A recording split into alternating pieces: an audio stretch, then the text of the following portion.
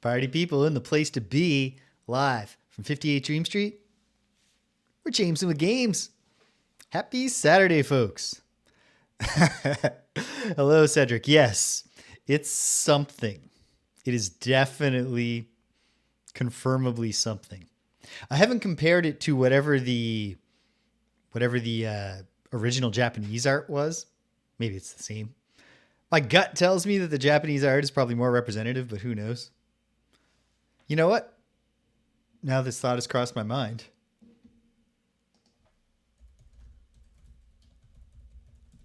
I must know. Whoops. Okay. Covers. American cover. Bizarre art. Including a Justin Trudeau lookalike. And then the Japanese art. Oh, would you believe? The Japanese art seems to be actual art of the actual characters in the actual style of the game. So there you go. Who would have thought? Here we are. It's Saturday. It is time to play some more Suikoden. I've got about 2.5, 3 hours that we can play. And then I got to take Danielle out for dinner because it's her birthday. Not today, but her birthday's on Monday. We're going to do a family dinner that day. We went to drag brunch this morning, so I've had a few drinks. So pardon me if I am utterly incoherent. We'll see. Total new look for me. I don't think I've ever worn denim in my adult life before today. But I inherited this jean jacket. And I thought I'd give it a try.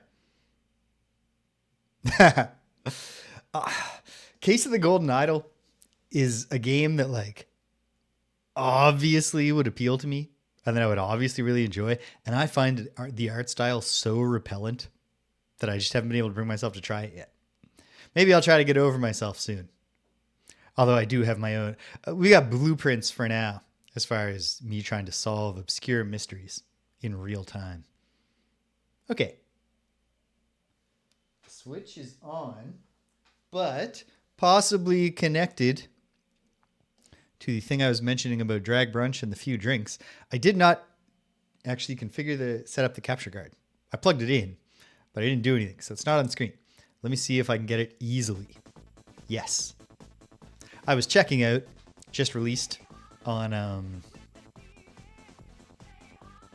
Switch Online with Expansion Pass, Killer Instinct Gold for the Nintendo 64, which I need to give more of a chance to than I have so far. But I did not have a good first experience. Largely, I think the fault of the control scheme. Because obviously the different attacks are mapped. I think it's a 6-button standard, 3 punches, 3 kicks setup. Might be 2 and 2. But at any rate, 4 of them, or at least 2 of them, are mapped to the C stick, which is then on the Switch controller, at least in the default, is the right analog stick, but then you're also using A and B for 2. It's not good. So I'm going to have to mess around with it, I think.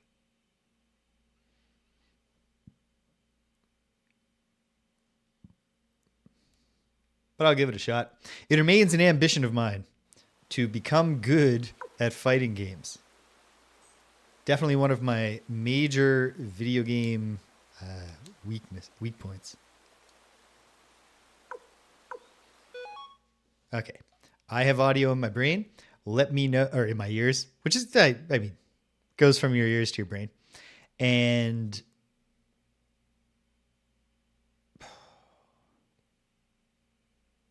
you will have to let me know how it is at home. But it should be fine because I haven't changed anything about the settings since last week when everyone said it was fine.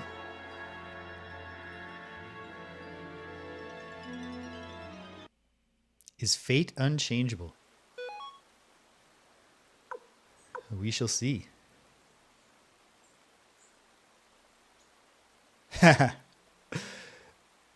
I've been actually the most recent fighting game I've been trying to get good at was Marvel vs. Capcom 2.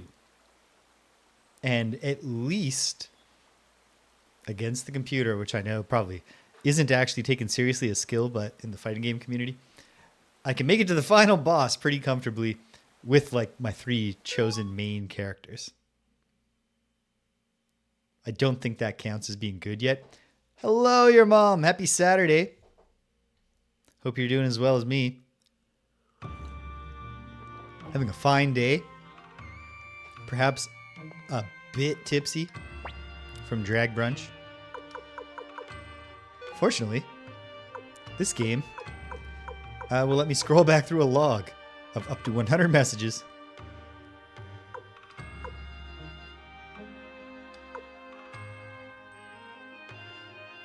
Oh, I've had those days. I have a lot of those days, actually, every year in specifically May, because I'm suddenly, I submit final grades for the winter semester, and suddenly I go from having 450 students and, classes, hours of class to teach every week, to having,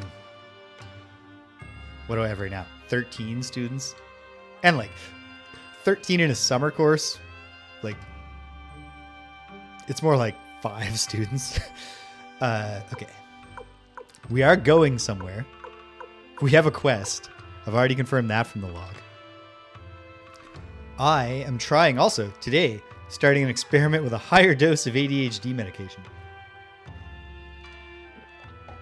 But I'm fighting against it with the drinks from Drag Brunch.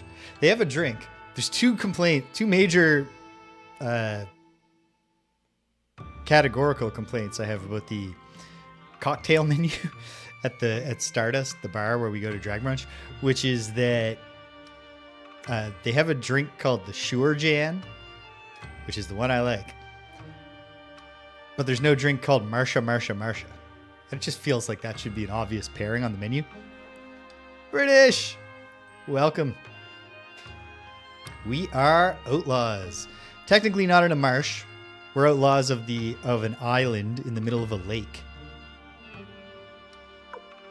But I'm doing the classical literary illusion. Okay. Time to gather more allies. Man by the name of Lepant lives in the town of Kouan. I suggest we recruit him. He's certain to be useful.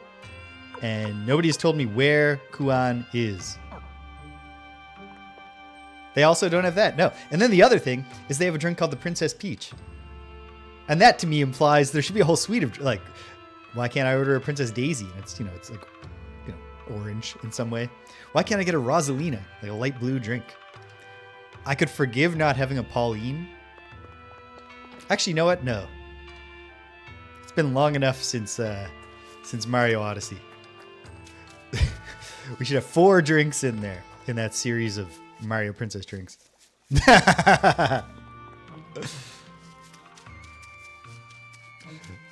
Malort and just garlic. Just the most disgusting drink you can imagine.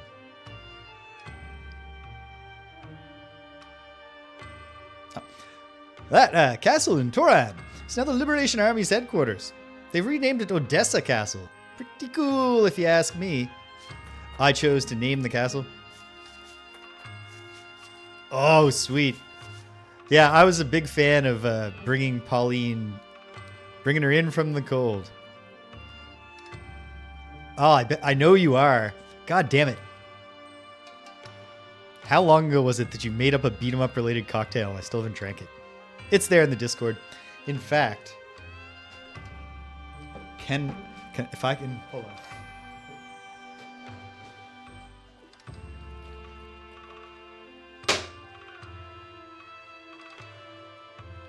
Nope. I'm going to try. Oh, I should join your Discord, man. What am I doing? I mean, I know what I'm doing. I'm an overcommitted person with ADHD. But I still feel like shit all the time about it.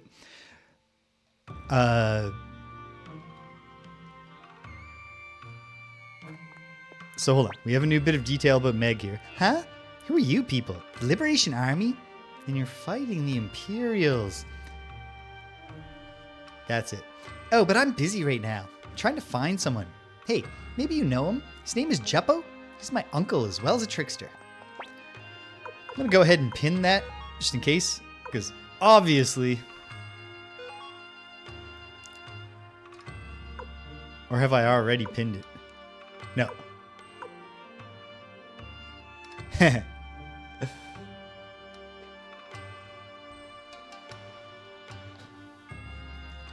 Yeah, because obviously Meg is eventually going to be recruited. We've met her parents. They want to know where she is. Okay. What I really need is either for an NPC to tell me where the hell the town of Kouan is. Ah, I gotta go. Close Facebook where I'm getting pinged. Ah, man. Friend of Danielle's was over recently. And he mentioned that he's really into disc golf with a bunch of his friends. I was like, oh, that'd be fun. So he was like, oh, do you want to come sometime? I was like, absolutely, you know. Thinking that, you know, he'll let me know when they're going. Like a week in advance or something. I'll make a plan. No, he added me to the group chat. And it's a group chat in the format of, you know, we arrange our disc golf, but also this is the primary place where as a large group of friends we talk. And I only know the one guy. And I feel bad about muting it. So I haven't muted it yet. I really gotta mute it. It's too much contact. It's too many notifications for just like inside jokes that I don't get. And also it turns out they're playing so much fucking disc golf. It's crazy. It's hard to keep track of. Like, I understand.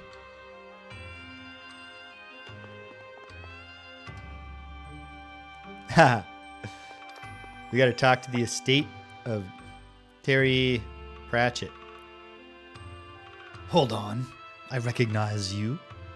You're the guy who made off with my best customer, Tai Ho. You got some nerve.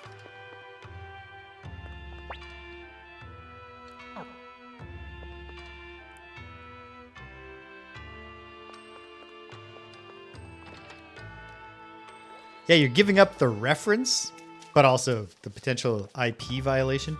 But you're aiming yourself more directly at my at getting me to come.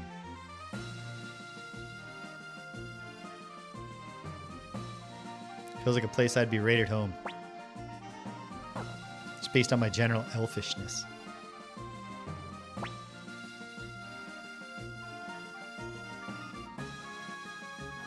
It's been a gratifying couple of weeks to be 40 years old. Just John Travolta with gigantic ears. One sec. A tidbit of trivia just popped into my mind that actually might not be true.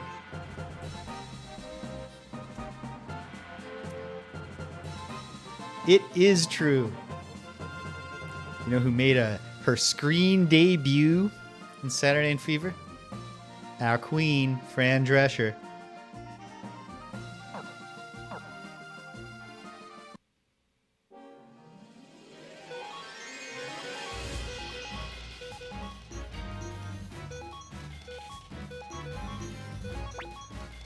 I only know that from Wikipedia. Like, it's been a long time since I saw. Maybe when I, like, last time I saw Saturday Night Fever was, like, on TV when I was a kid. And it does seem quite possible that at the time I would have been like, hey, that's the nanny. But I don't know. The only thing I remember seeing Fran Drescher in that wasn't the nanny when I was a kid was UHF.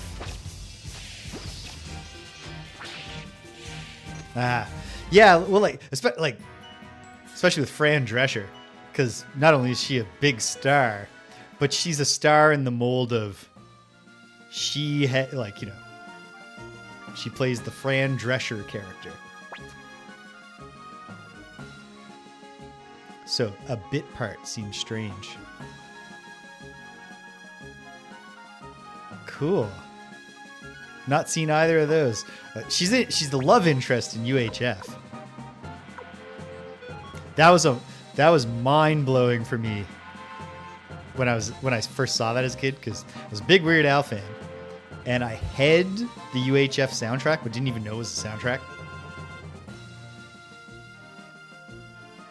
Oh wow. Yeah, I had the UHF soundtrack, not realizing it was a soundtrack, and Kouan. Kouan is not one of the places I've already visited, is it? Or what if it is? You know what?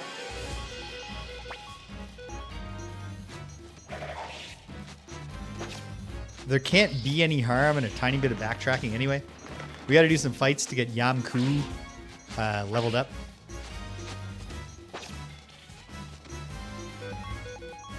Ah.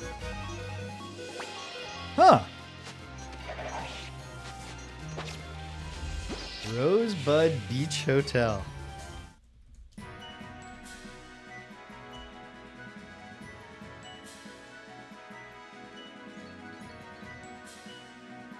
Oh wow, 4th build.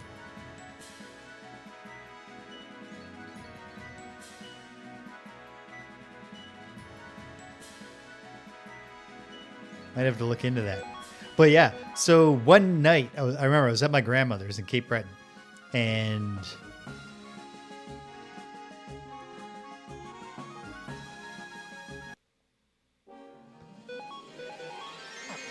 that's very plausible as the plot of an 80s sex comedy.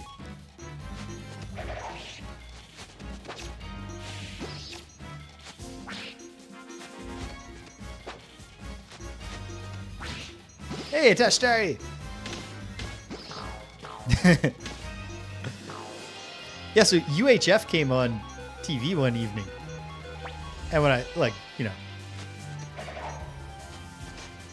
I looked and I was like, holy smokes. It's a Weird Al movie. And I turned it on. And then, Fran Drescher's in it.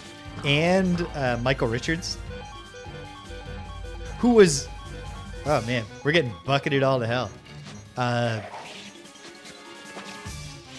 Hope you're well, Tashtari. Happy Saturday. Disclaimer. Had a few drinks at Drag Brunch today.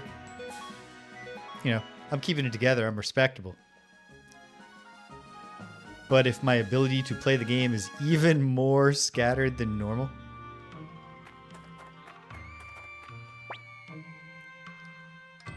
Wonder where Master Matthew ran off to. Such a shame. He was a great teacher. My kid sure does miss him. Yeah, well, we need him. Gotta overthrow the government. What? You, leader of the Liberation Army? You sure you aren't pulling my leg? So was the hero's dialogue there, trying to pick up on this woman? Cooking is my lifelong passion, but I've yet to own my own restaurant. I wish there was somewhere I could put my culinary skills to good use. Heard the Imperials attacked the Liberation Army's hideout. At least it seems Odessa's safe. As long as she's fine, we're fine.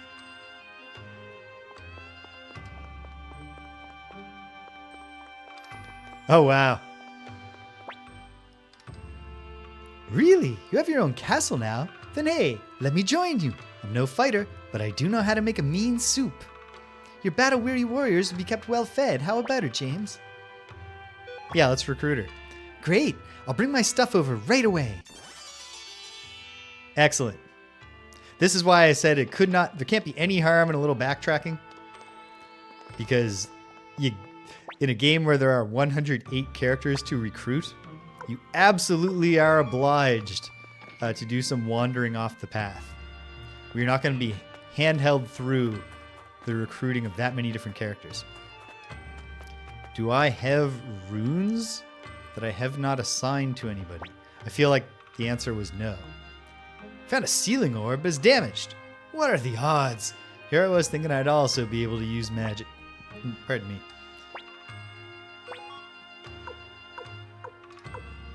No, we have the Pharaoh Orb, but everyone has one in this current party. But it's good to know. Better to have it and not need it than need it and not have it. Hey, you! That's right, I'm talking to you. Aren't you the new leader of the Liberation Army? Nothing gets past old O'Neill here. I also happen to know the Liberation Army is short on people. Well then, how about I lend you a hand? Heck yeah. That's the spirit. I'll be getting myself right on over to Odessa Castle then. Don't worry, I already know where it is. And we got her. Is that the voice I did for her last time? Quite possibly not. But that's okay. We're doing our best here.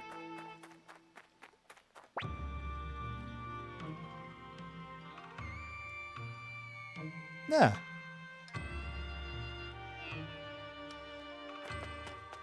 I can't say for, like, I must have seen more than one movie on Betamax when I was a young man, because my father did heavily bet on the wrong horse there.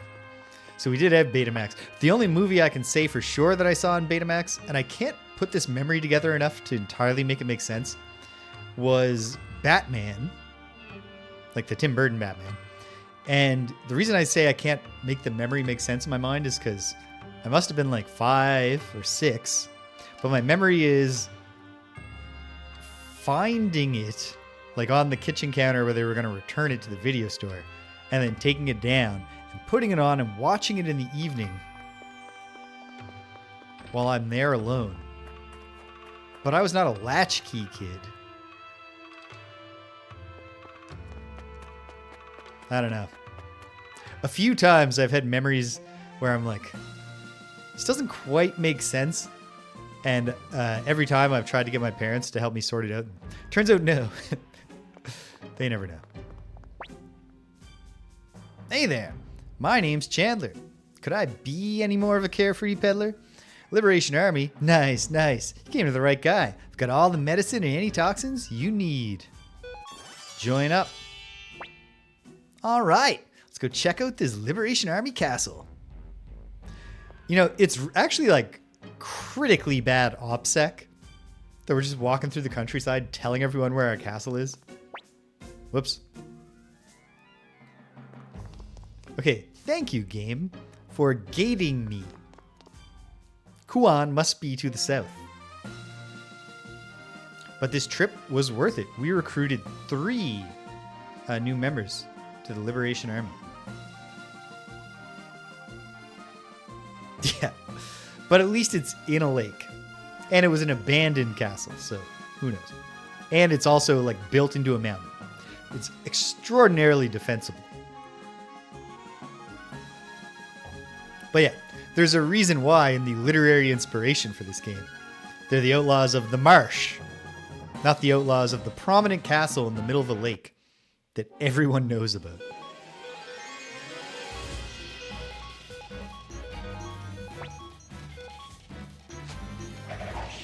Right now, just doing the battles the slow way. The simple way, I mean. And possibly I could be doing this faster, I'm not sure. But ultimately, just every now and then I'll make sure to heal up. Yes, it's working out great so far. I got to assume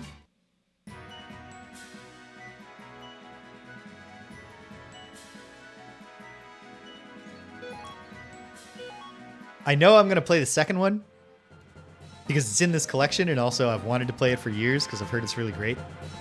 So, and I knew that they're a continuous story, which is cool. Now, this is the place we already know about, right? But I got to make sure. Just got to keep an eye on everyone's health and then just toss some healing around when the time comes.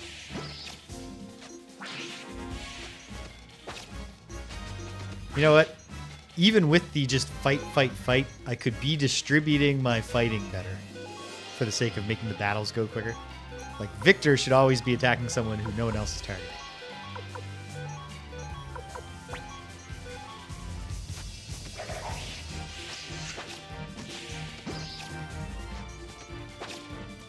Yeah, so why was I awake with no parental supervision as a 5 or 6-year-old, such that I could put on the Batman movie and be like, oh my goodness.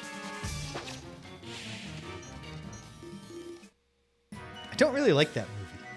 Like, I saw it as I don't have memories of the movie itself beyond like the opening as a kid. But as an adult, don't love it. Largely because, oh, you know what? Here we are. It's not a place I've already been. It's Kouan, the place I wanted to go. As George Harrison saying, if you don't know where you're going, any road will take you there. Here's the thing. There are so many things about the movie that are good. The soundtrack is incredible. Thank you, Danny Elfman. And even better, the soundtrack provided the like thematic basis for... I'm doing more Wikipedia diversion of myself than I try to normally do. Shirley Walker is the composer for Batman the Animated Series. And obviously her work took huge inspiration from the basis of Danny Elfman's work, which is incredible. The production design is incredible. I don't like Jack Nicholson's Joker performance, but he looks cool as the Joker. I think the big problem for me... So do I. Oh, wow. I know, I'm sure I've seen the whole 60s show because...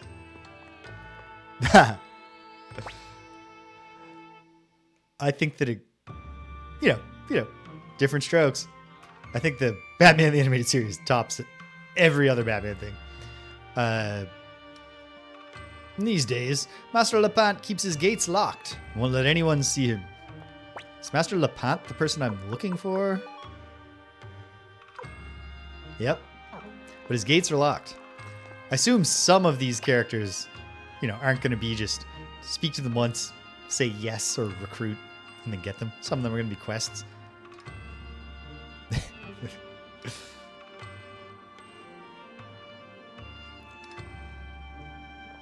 The thing with Jack Nicholson's performance,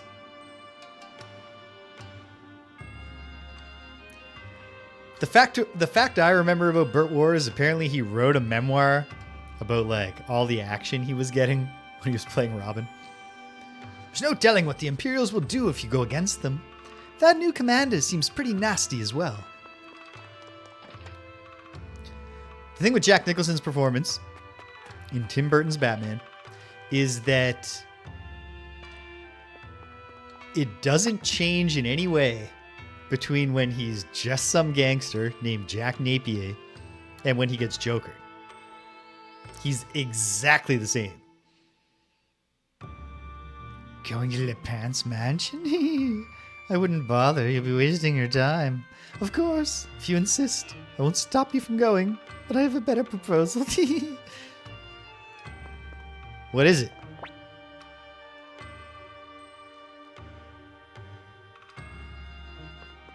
Secret. It's a secret to everyone. Other things I don't like.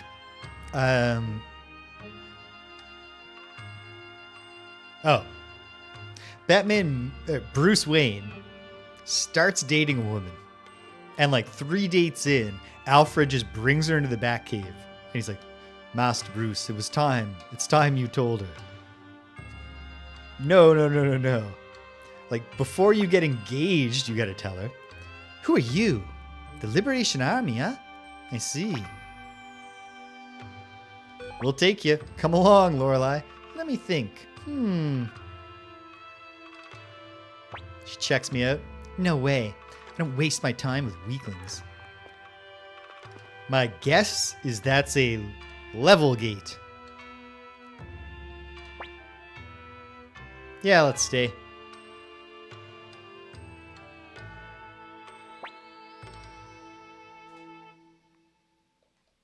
But hey, there we go.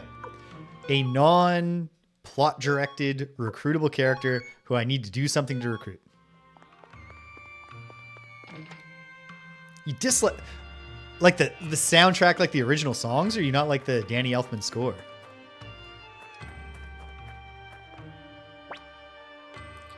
My apologies. Master Lepant is too busy to see you right now. And just when will he be available? Well, it could be tomorrow, the day after, a month from now, perhaps in a year is the time. Yeah, it's like... It is not Prince's best work. And I'm not even like a well-versed... It's odd. It's one of those things that I think about every now and then. Why aren't I well-versed in Prince?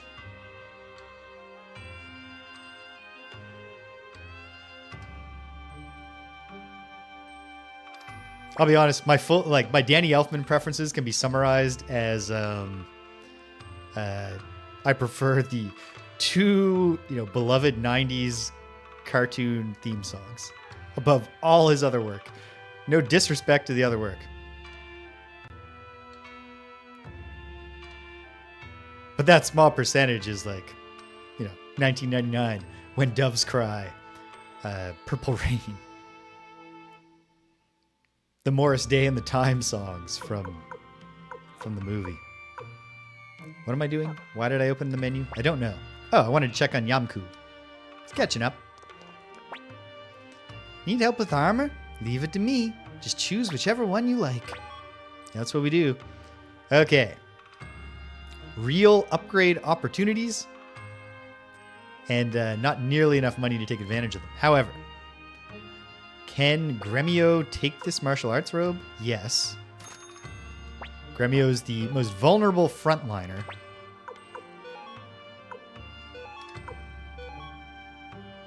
And like a true leader.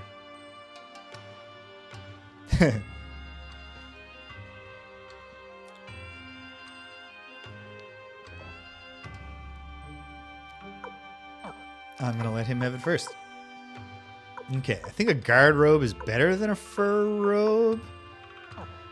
But just in case, let's see if there's hand-me-down potential here.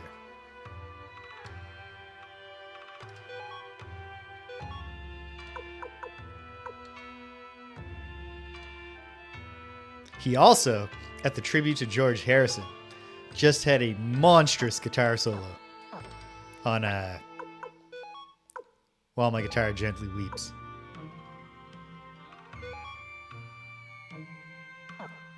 Nope. Nobody's going to benefit from that fur robe. This might be a good time to sell some stuff. I remember reading an interview in Guitar World long ago in a distant land. Well, across the bridge in Dartmouth, where I grew up. And it was with some young woman who I couldn't tell you her name. She's a notable guitarist for some reason. I think she was a blues guitarist, something like that. She was very young. She was like still a teenager. And in the interview, she's talking about how great Prince is as a guitar player. And I can't remember what song it was, but she mentioned some song and she was like, the bass line in that song just always drove me crazy. So the moment I got a bass for the first time, I was like, that's the first thing I'm learning. And she said she put on the song and sat down to listen to it and figure it out. And then she said, I realized there's no bass guitar in this song. He's just playing his guitar in such a way to imply the bass to you.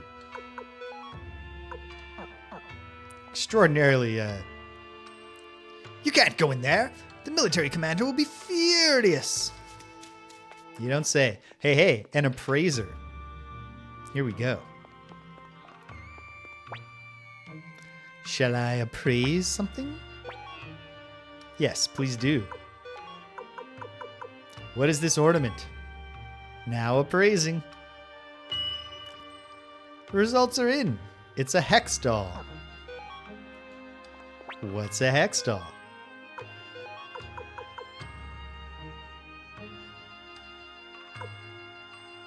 It's just an antique. So I guess the idea is just you get things appraised and then you can sell them at the item shop. Or a shop that buys items.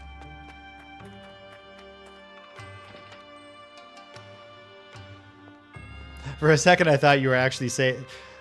for a moment there, we had one of those... I missed that Cedric's making a great joke. Moment.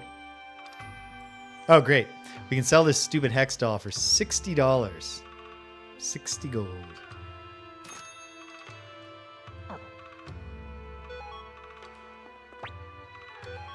And did nobody else have an appraisable thing? No, we do. Oh, we have plenty. What am I doing? Back to the appraiser.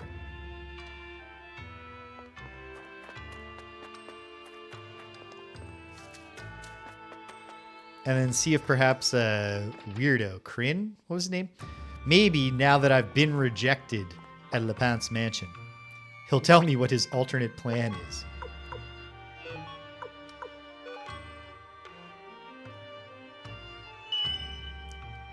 Another hack stall. Oh, wow. Okay, so I'm losing money on these stupid hack stalls. I sure hope this urn is something special. 500 gold per appraisal. Alright. I assume everything will just... well, maybe I shouldn't assume that. And I obviously don't assume if I'm checking. They just stay as antiques. Hopefully, I'm not completely destroying my odds of doing well in the castle decorating minigame that hasn't revealed itself yet.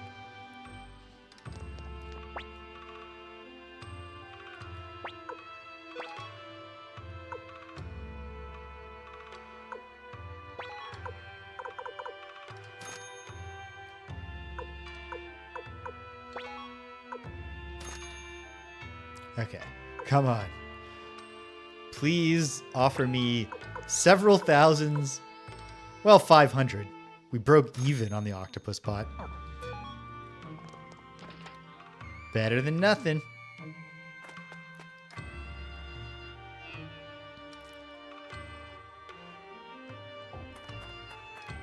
I've gotten this home, right? I sure have. Okay. Well, let's talk to Weird Guy again. See if he's ready to open up.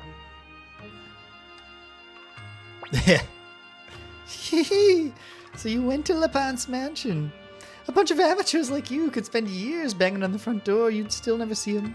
How about it then? Care to hear my proposal? I can guarantee you a meeting with Lepant.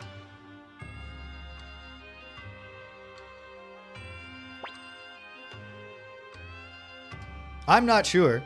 I never made it far enough in the one time I played the original. I would say it's plausible to me that that's changed, if only because the appraiser doesn't tell you a price. What's your proposal? Okay, then. But this isn't the right place. Let's get a room at the inn.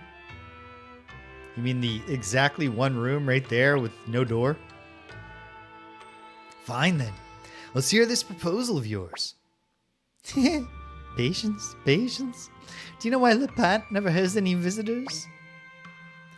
Why is that? He doesn't want to get mixed up with individuals like you who defy the Empire.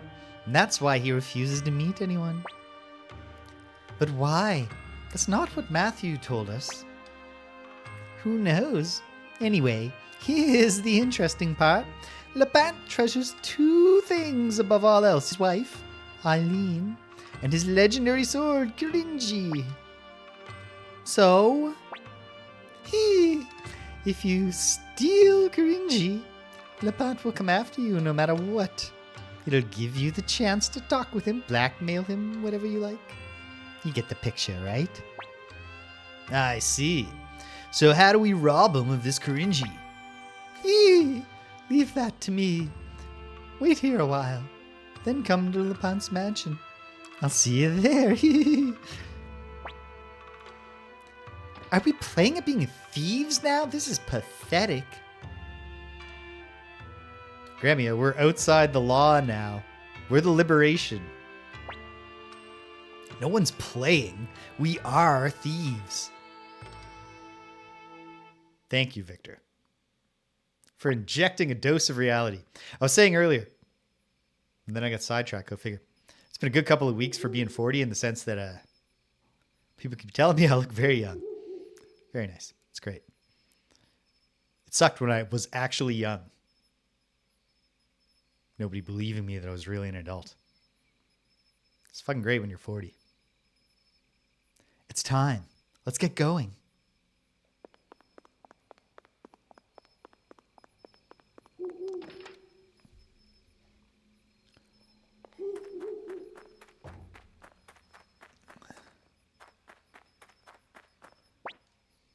You're here. All right, wait a minute. There, that should do it. You can go in now. Why did we have to wait for this? Aren't you coming with us? My job here is done. The rest is up to you. I'll be waiting out here. This definitely seems like the kind of thing where we could be getting duped. It's a good thing he has this roof access ladder, unprotected.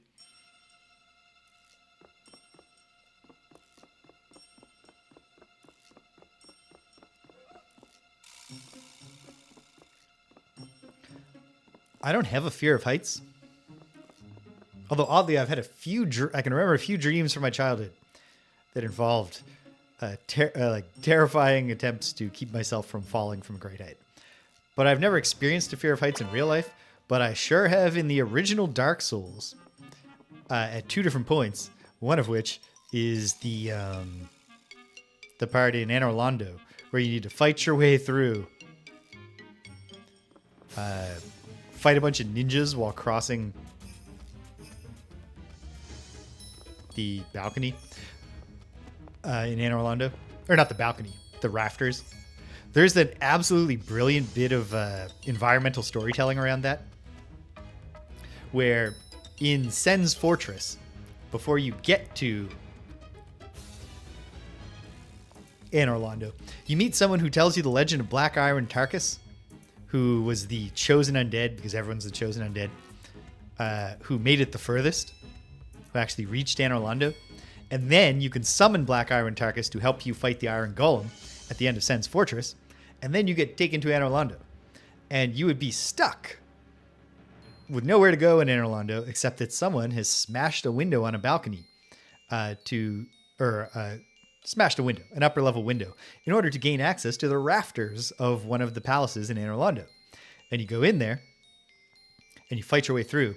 And eventually, if you make your way down to the floor of that building, but you make your way down there in a way where you're not falling to your death, you can find a dead body and you loot Black Iron Tarkus' gear from it, because he made it just a little bit past Sen's Fortress and he smashed that window and saved the day, setting it up for you. And then he fell and died.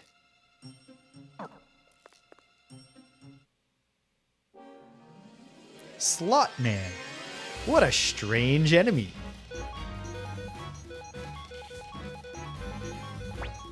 Sort of a mimic, with the added slot machine gimmick.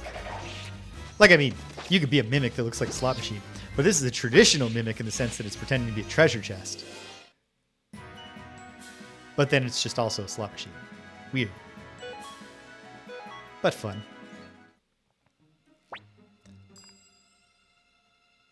One proud moment for me the first time I played Dark Souls was that I was not tricked by the very first mimic that appears in the game, which is in Sen's Fortress. Because it's the only treasure chest in the entire game that is not perpendicular to the wall. And so I saw it and I was like, nope, nope, nope. This is some kind of fucking trick. And I like stared at it for a minute and I was like, I don't know. I want to try hitting it and see what happens. Because maybe I literally thought, like, maybe this is a mimic or a trap. Maybe I can hit it and get around it. So I hit it, and turned out that perceiving that it was probably a mimic or a trap did not prepare me for the brilliant and yet also terrifying mimic design in Dark Souls, where the thing gets up on extremely long legs. Hi there. Me? As you can see, I'm just a warehouse guard.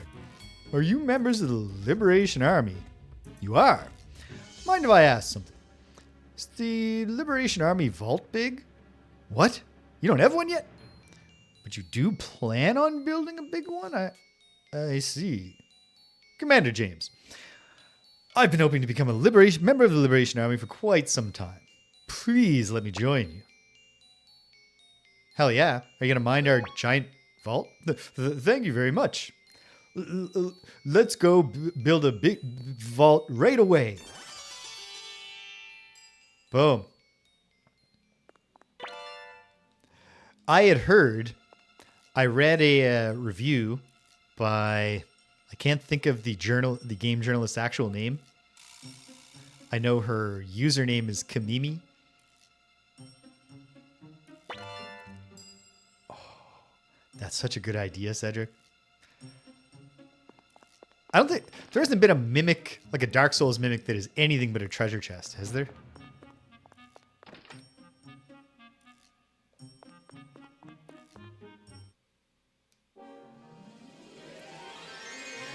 Robot soldiers. Cool.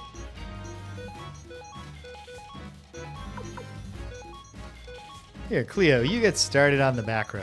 Just because you can. Oh.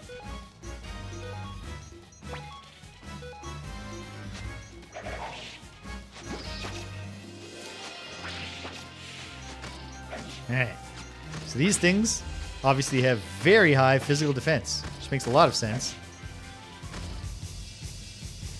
Only Victor really did notable amounts of damage. So I'm thinking, and maybe I'm wrong, but it feels like the Soul Eater rune would turn out not to work. Ah. Cleo's got the healing one. What does Camille have? Wind rune. But I can only do one shredding wind, and it doesn't attack most of them.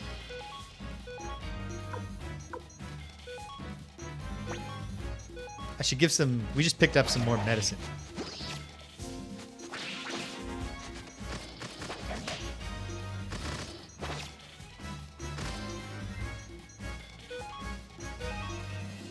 Okay. Gremio, you better break out some of your extremely limited fire magic.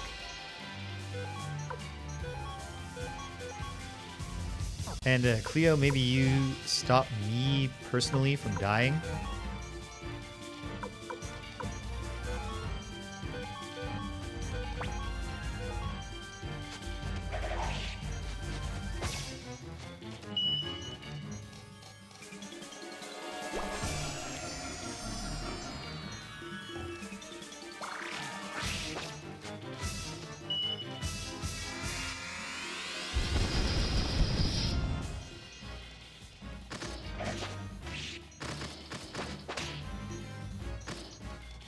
Couple of counterattacks there.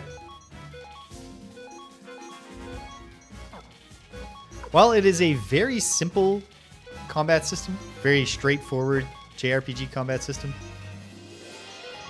it certainly does.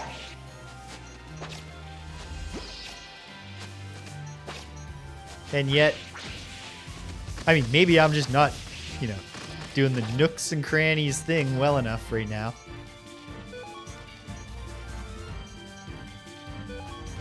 But I don't feel like I've been unthorough. Or at least that I've been like hasty and like racing through without checking places.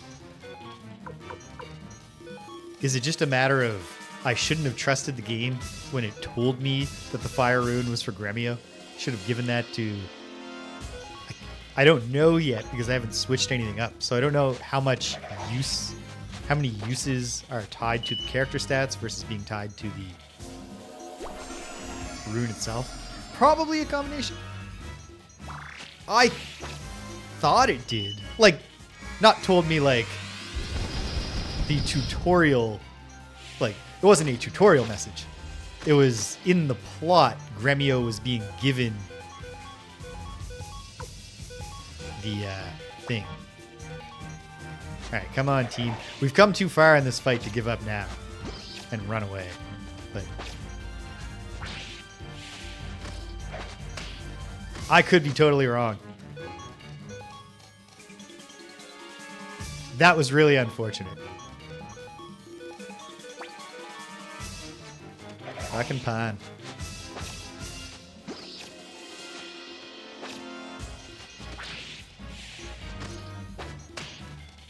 Okay. We've turned the corner on this. It's going to come to a conclusion. Only Gremio will have fallen.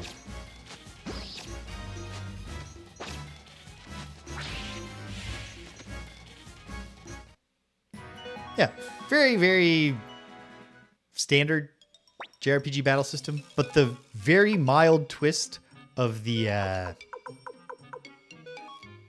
Like the counterattacks are a nice feature.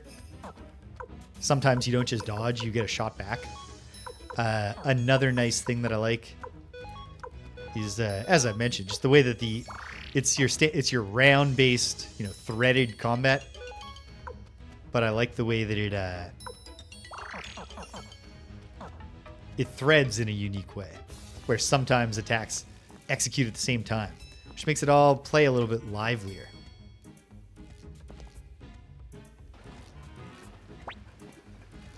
Okay. This isn't ideal. Wait. We have shoulder pads now.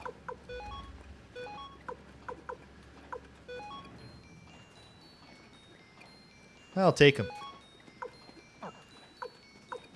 Would anyone benefit from the gloves? Doesn't look like it. Okay.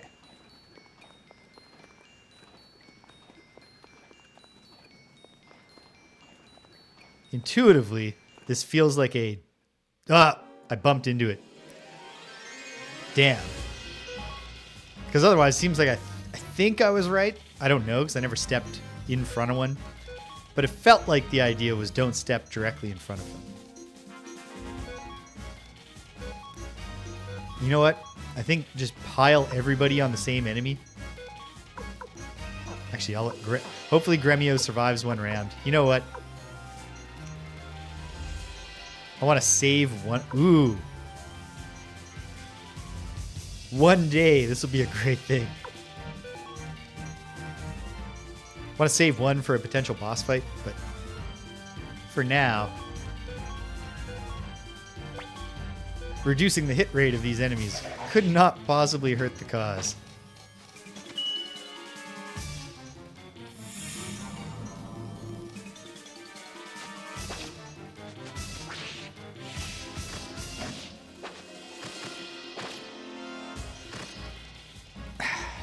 Could have helped the cause more.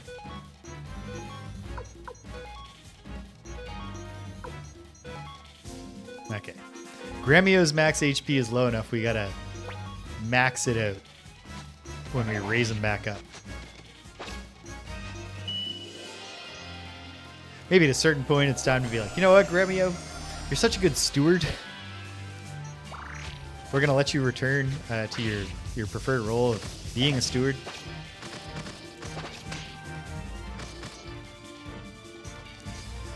Okay. Fight on. Depending on how long this dungeon is, this might turn out to be a load back before it and come in more prepared kind of deal. Oh, hey, good job, Camille. There we go. That's what I wanted to see out of the Fog of Deception.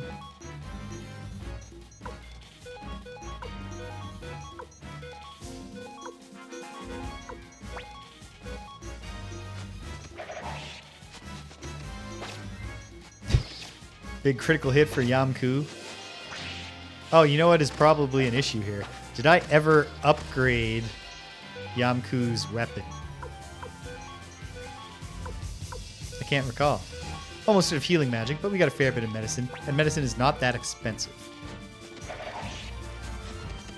So I'm not giving up hope. I'm not ready to load back and try the dungeon again yet.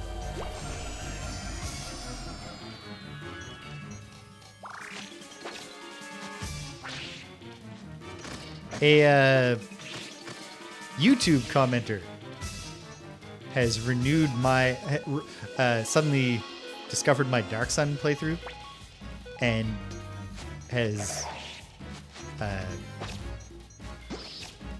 made me think like, oh, you know what? I never even made a second attempt at that bullshit final battle. Maybe I should do that sometime in the next few months. See if I can actually beat the game. All right, come on, team. Victor, get your move in quick.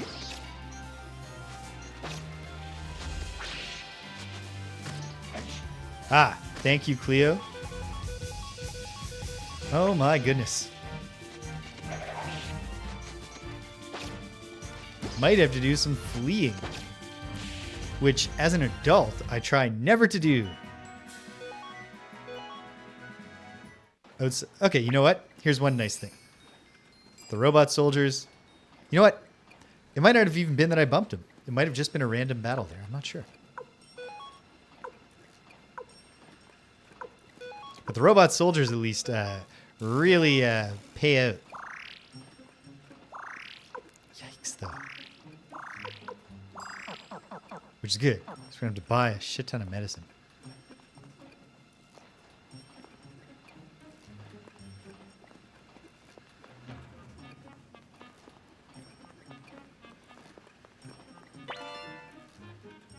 Counter orb. I'm going to go out on a limb and say that greatly increases your chance of counterattacking. But I guess we'll see. Here's a more straightforward fight.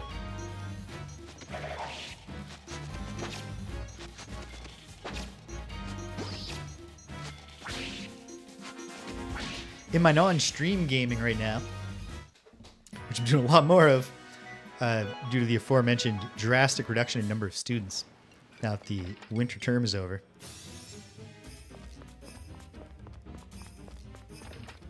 I've been continuing to plug away at Unicorn Overlord. Quite enjoying it.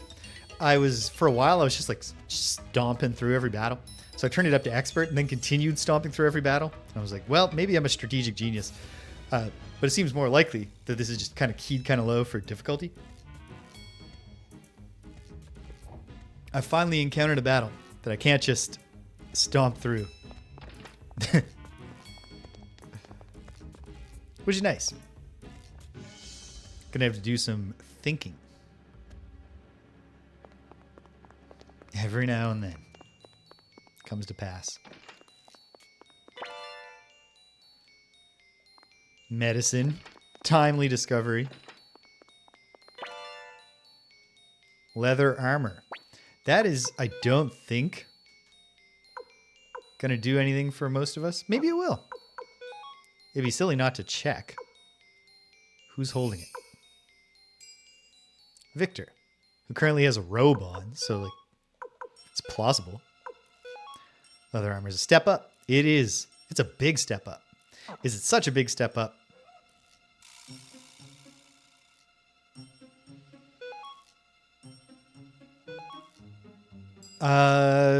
No, I don't. It's in Drakkenhold, and it's on the East Coast, and we're teaming up with a militia to fight back against the Empire, and the militia immediately just breaks strategy and gets cornered in a castle.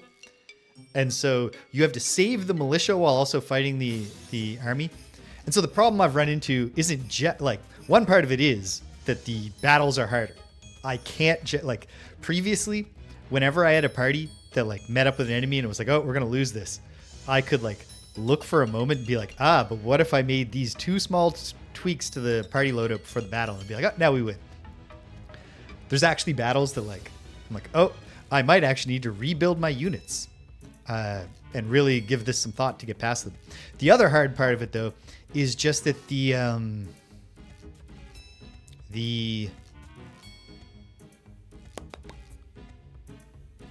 militia dies so fast. I haven't gotten anywhere close to the way I keep losing is by the militia being defeated, and I've not gotten anywhere as close to them. And I could send my what I think I might have to do is just build tweak my Griffin unit or my Pegasus unit or whatever the pretty flying monster characters are, and my Wyvern unit, so that they are keyed to fight the enemies that are surrounding the militia, and then just blitz right up. Okay. Do I want to slog this out for the potch?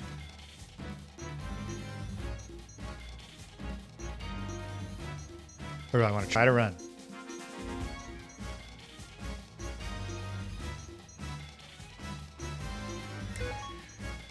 Caution to the wind. You only live once. You know what? What if these robots do have souls?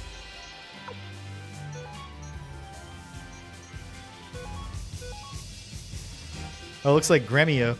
Next time we rest, we'll have a third cast of that spell. Still kind of thinking I should maybe...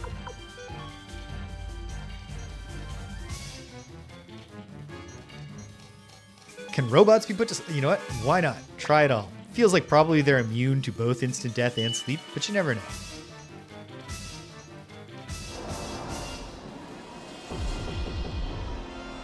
We can eat the souls of the robots.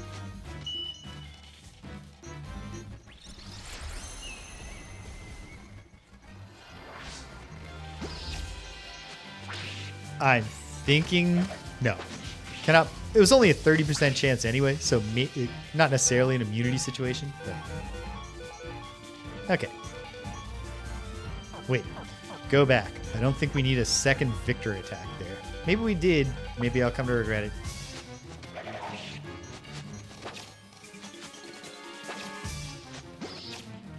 Ah.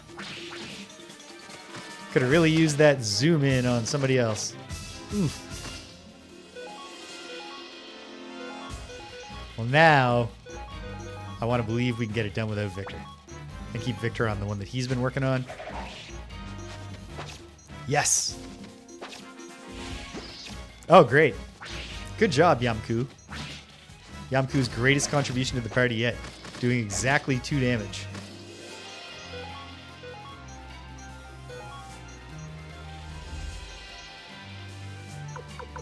Here, Gremio, you give me some medicine.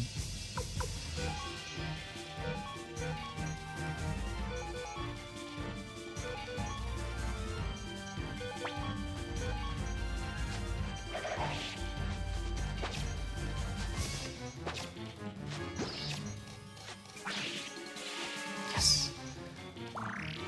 Spear fighters do seem to be the stronger ones. So when they're in the front, I think we want to focus on them. And actually, I guess since I have some ranged fighters, we should be attacking them when they're back. Except that we can't really hit them that hard anyway, so. I was really hoping to make that one dead before it attacked. Good job, Gremio. Okay, this is going well. This is our best robot soldier fight yet.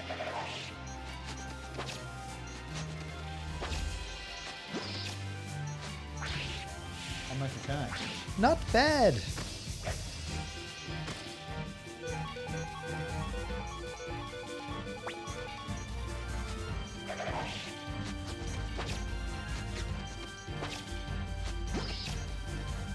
Nah, I was hoping that was a zoom in for Victor.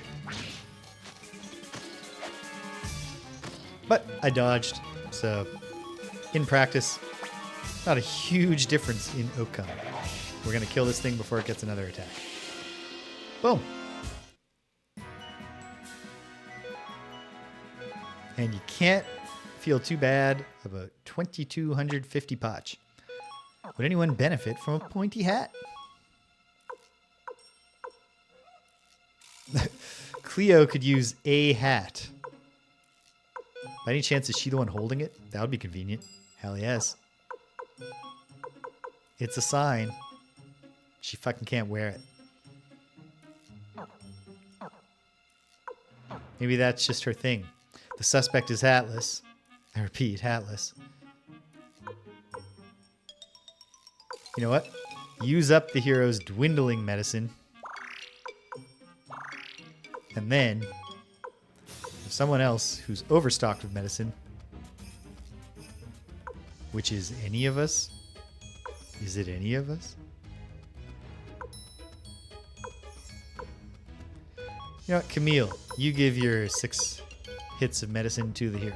For now.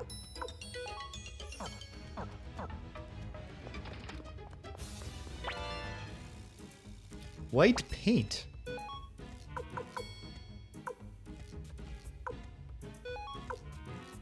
Mural painting supplies. Perhaps there will be a castle decorating minigame.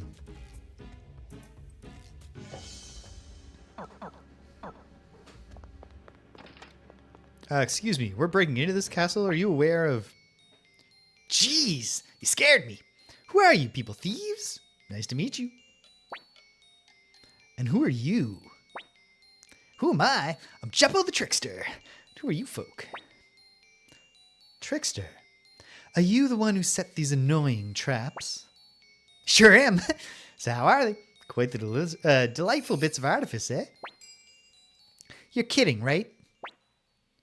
Hey, you better turn off those damn traps of yours right now. That might be difficult. The puppets I can shut down, but the big contraption, well, there's not much I can do about it. Anyway, might as well enjoy yourselves, soldiers of the Liberation Army. Does that mean he's going to turn off random battles with the robot soldiers? It certainly seems like a... Oh, great. And I mean that sincerely. Some sort of weird gimmick. I've had such good luck with gambling in this game so far. I think I can live with Cleo being down 26.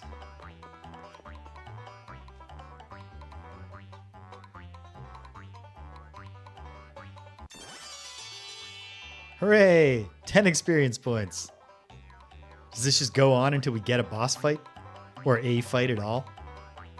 Seems pretty clear there are 3 fights to be had. At least. Treasure! What treasure? Obtain medicine.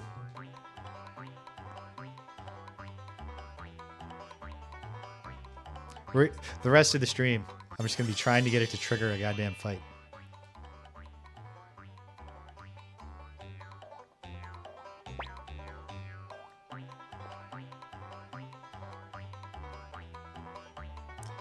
Also, obviously, the question mark is intriguing.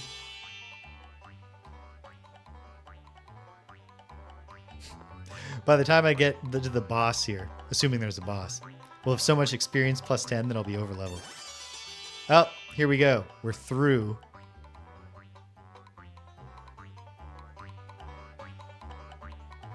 And yet. The question mark is too intriguing. I may come to regret that choice if I can never ever get it to land again. Here we go.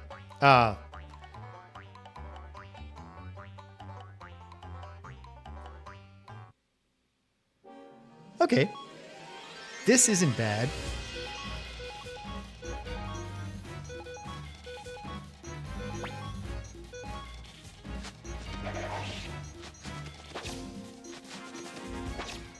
The true monster is gambling addiction.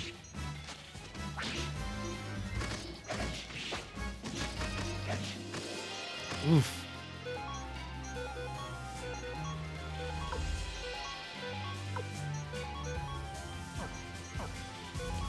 I'm leaving it to everyone who never gets a big hit to take out that first soldier.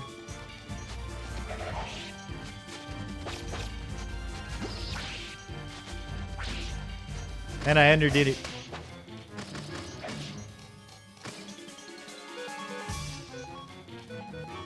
Okay. Absolutely everyone but Victor. Finish off that soldier. Excellent.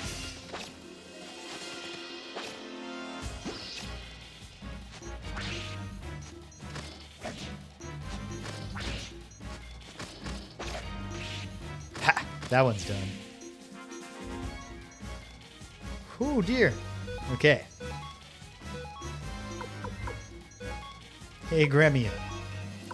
Why don't you keep your beloved master alive?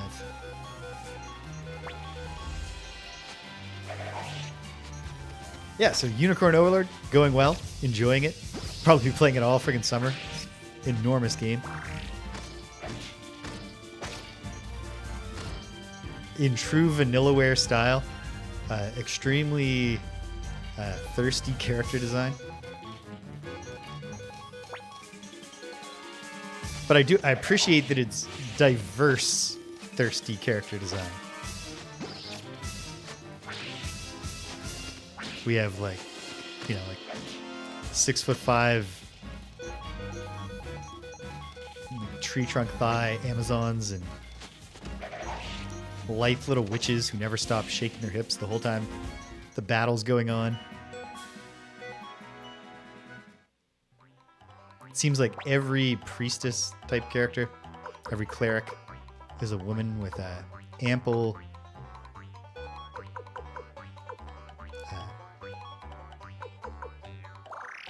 what's the word? Breasts.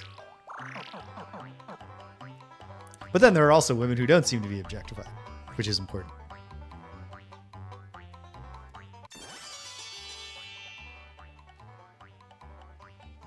I want to know what the question mark is.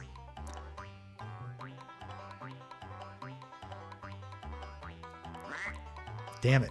My thirst for this question mark is going to really... I could have been done with this. If I get off the path before the next time I get the question mark, we'll move on.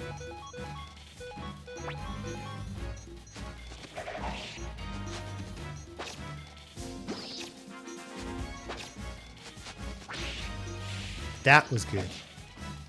You love to see the zoom in for Victor of all characters. And the counterattack on the spear one from Victor. This is going to go better than the last one before.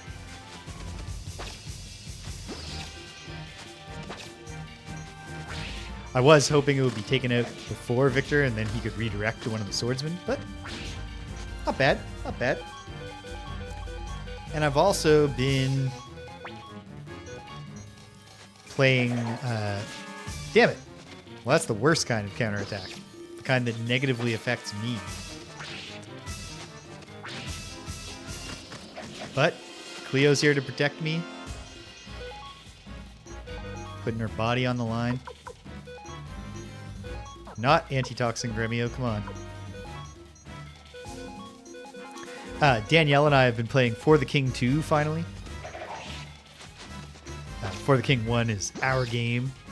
Pretty much the only game she has ever, except Mario Kart, that she's ever wanted to play more than once. And it's really good. If you're familiar with the first For the King, it's very similar. If you're not, I might as well say, it's like the way they described the first one, like the tagline was something like, was RPG tabletop roguelite or something like that. Which is very much what it's like. Like, you're a character, like it's a big hex board is what the world is like. And every character in the party can be controlled by a different person, or they can all be controlled by the same person. And at the start of each character's individual turn, they like roll dice, basically. Womp womp. But that's okay. We got enough 10s.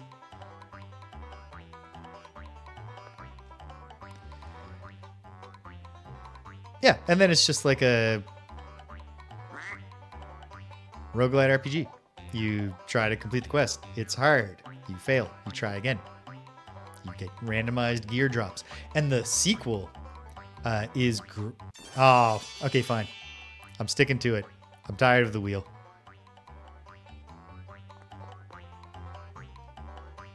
I'm going to pause here for a moment so that anybody who wants to say, no, you need that question mark, you'd be a fool. I think, here's what I want, Tashtari. In your expert opinion, should I grind it out and get the question mark? And if I shouldn't, then I want you to tell me what it is. But if I should, I'll... No? Okay. Onward.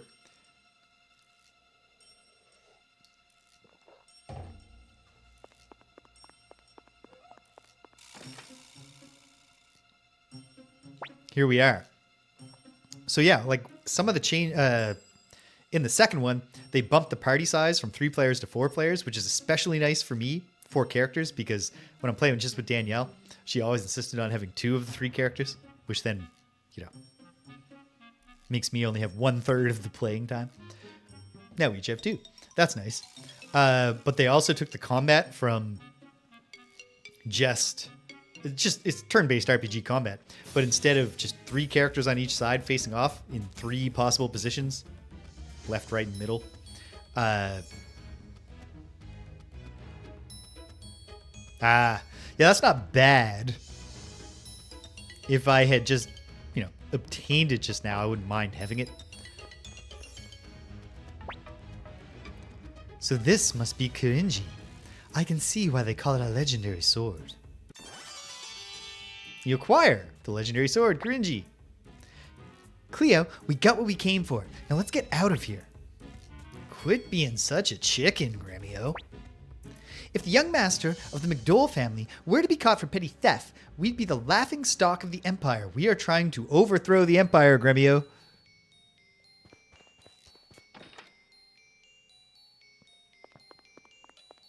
And now we just walk out with no further incident.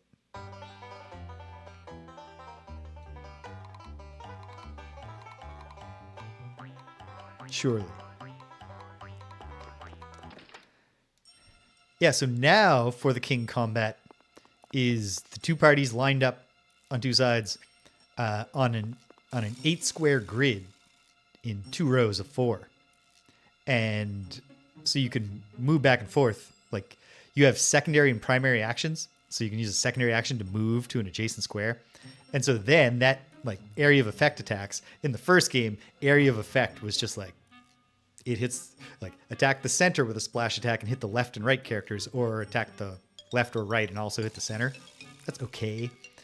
But now, like, different area of effect attacks have different shapes, and that stuff matters. And, like tank characters with shields can stand in front of back row characters, and then they can't be targeted. It adds a whole lot. And then also, in the original for the king, changing a weapon during combat took your whole turn. Rarely worth it. But now it's a secondary action. You can change your weapon, but also attack on the same turn. And that is a great addition. Okay, these things, are they just gone? No, they're still here.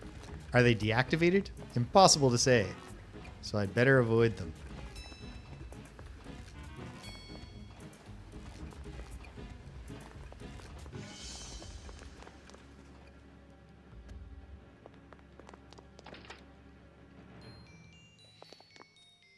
And so all of a sudden, like, you know,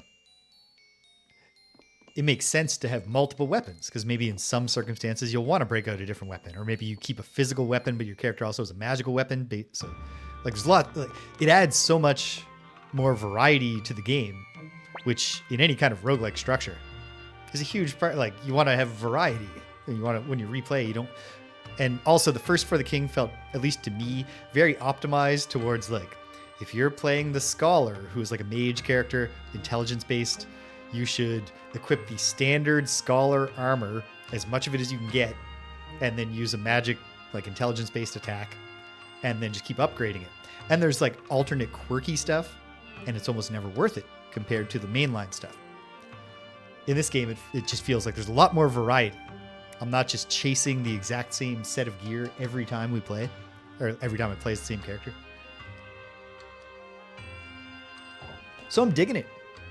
Very happy to be finally checking it out. What took you so long? Do you have it? Nah, well done. Now let's hurry back to the inn. Well, well. Must say I'm impressed. I snuck in there once myself, but I ran into some strange puppets and ran off without taking anything. You knew about them, but you still made us go. Hey, all's well that ends well, right? Anyway. You must be tired. How about some tea? Have we learned any lessons? Tea. Did you say tea? Tea. I feel like the characters have learned lessons. Come, come. Nothing like a cup of tea to relax. Krin. What is it, tea? How about you drink it first? Oh, well, I didn't do any of the heavy lifting, so I'm not especially tired. Are you sure? Your eyes are drooping. Your eyelids are drooping. That's what I thought. Think we're stupid enough to fall for something so obvious? ... twice. Well, we did fall for it once. pretty cheeky of you to think you could outsmart us. So do we beat him unconscious? Do we force him to drink the tea? Or do we just aggressively tuck him into this bed?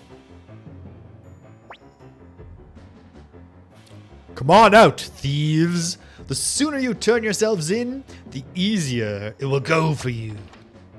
Well, that was quick. He found us already?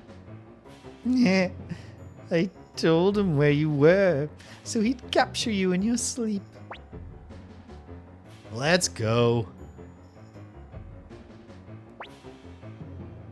Are you the one who stole my family heirloom?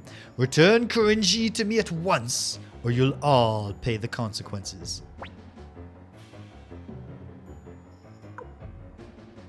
Actually, Matthew suggested we come see you.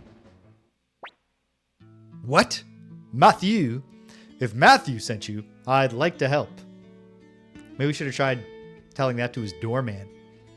But there are some things I cannot part with. I ask that you return Kouan and be on your way. That is the other thing he treasures. And we have enough people.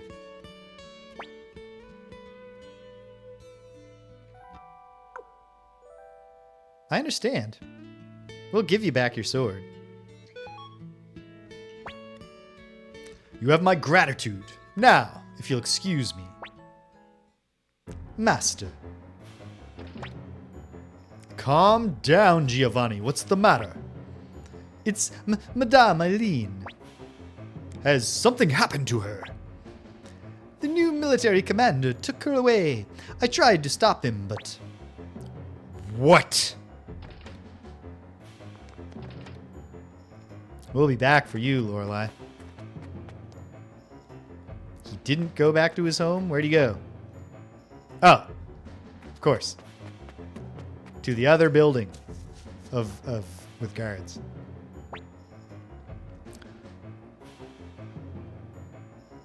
Among other things, why would you kidnap someone's wife in such a small town? Why did you kidnap my wife? This new commander of yours, get him out here now. Commander Craze won't meet with anyone without an appointment. What? Just kills them both. What did they think was going to happen?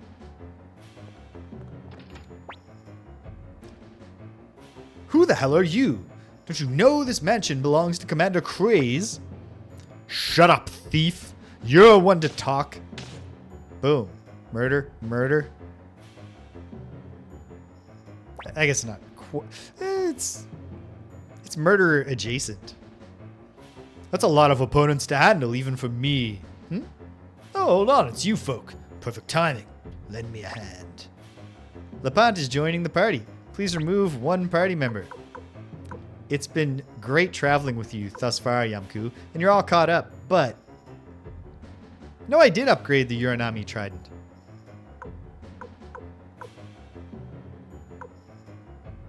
And it's technically higher attack than... Oh, but obviously strength modifies that stuff too. Anyway, Yamku. Lepant has joined your party. Hopefully it instinctively puts him in the front row. It does. But it bumped me to the back row? It's not optimal.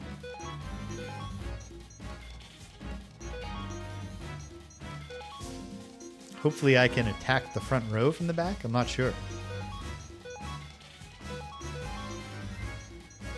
Yes.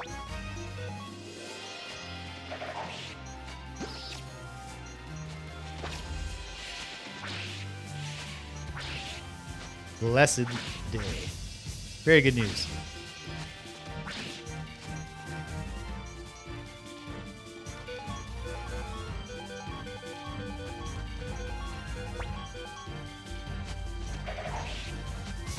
Tashtari, besides being like a bad gameplay choice to force him into the back row where you can't do anything, it also really doesn't fit the story. Hey, good shot, Gremio. It wasn't critical. You know, he jumps into the...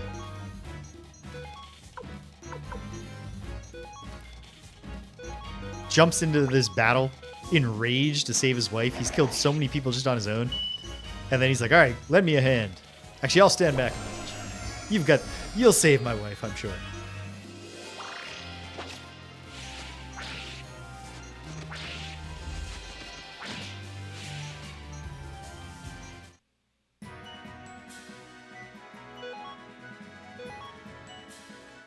Boom. Racking up potch. Actually, hold on. Let's go right ahead and send Gremio to the back.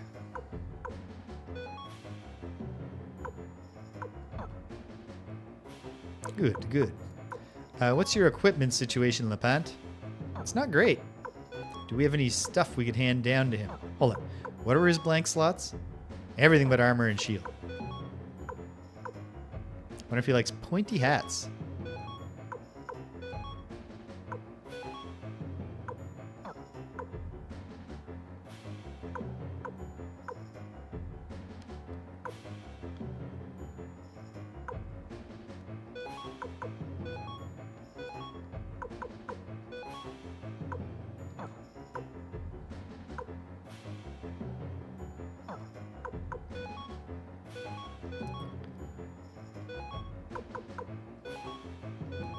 There. Not bad. And actually, now that I think about it, Lepant, I'm going to stand in position 1 because I'm technically, I'm the leader here. Well, check the right room first. I bet it's, no, I was going to say, I bet it's the left room, but it's not. You again, James. Thanks to you, I've been exiled to this country town in the middle of nowhere. First, you interfere with my promotion, and now you dare to interfere with my pleasure. What? Give Eileen back at once, you miserable filth. You're beyond redemption. And he certainly is.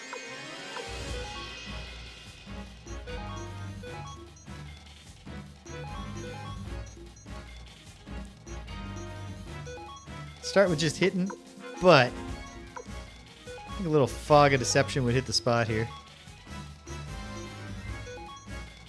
I suppose it probably would have let me stay at the inn before I came here, but that would be immersion breaking.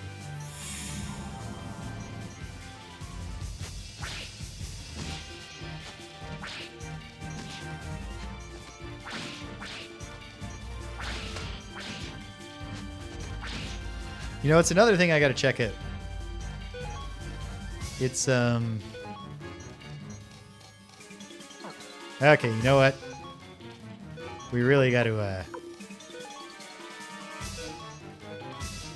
put a little more, oomph into our killing here.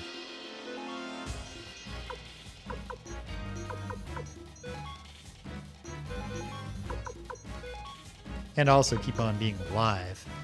So Gremio, hook up some medicine. What on earth was I just trying to say? Oh yeah, I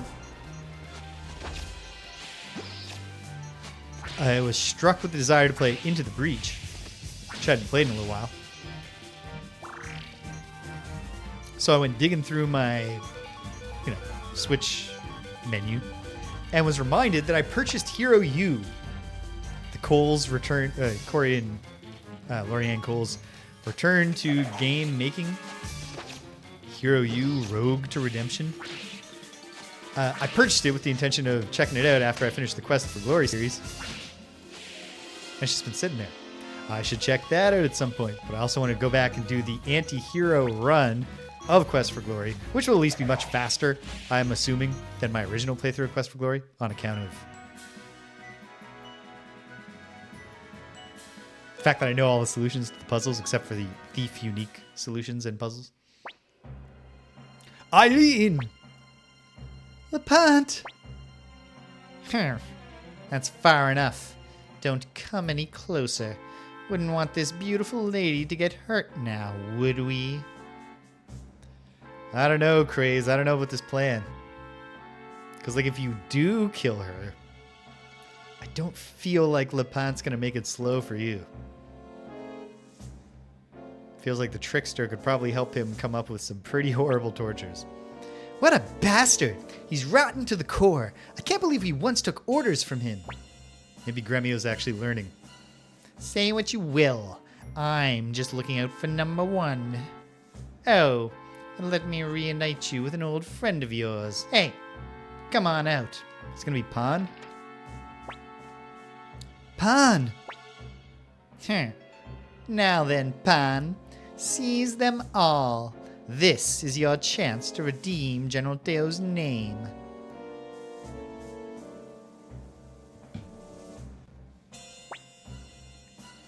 Pan, are you really going to listen to the likes of him? Cleo, Gremio, young master. Pan.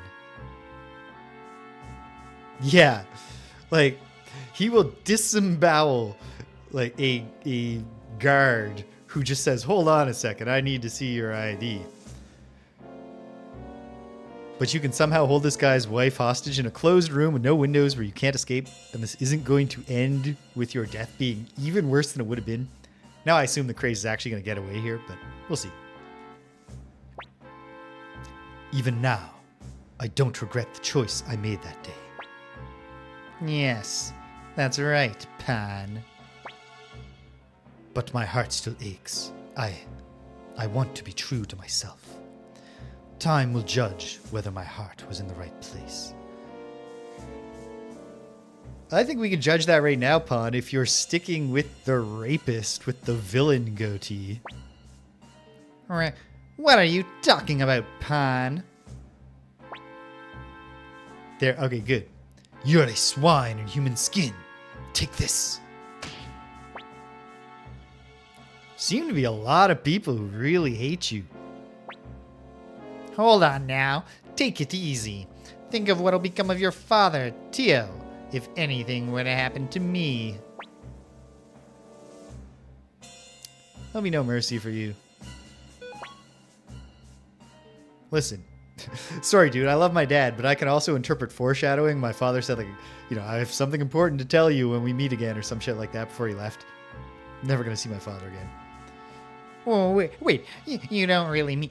Help! Somebody!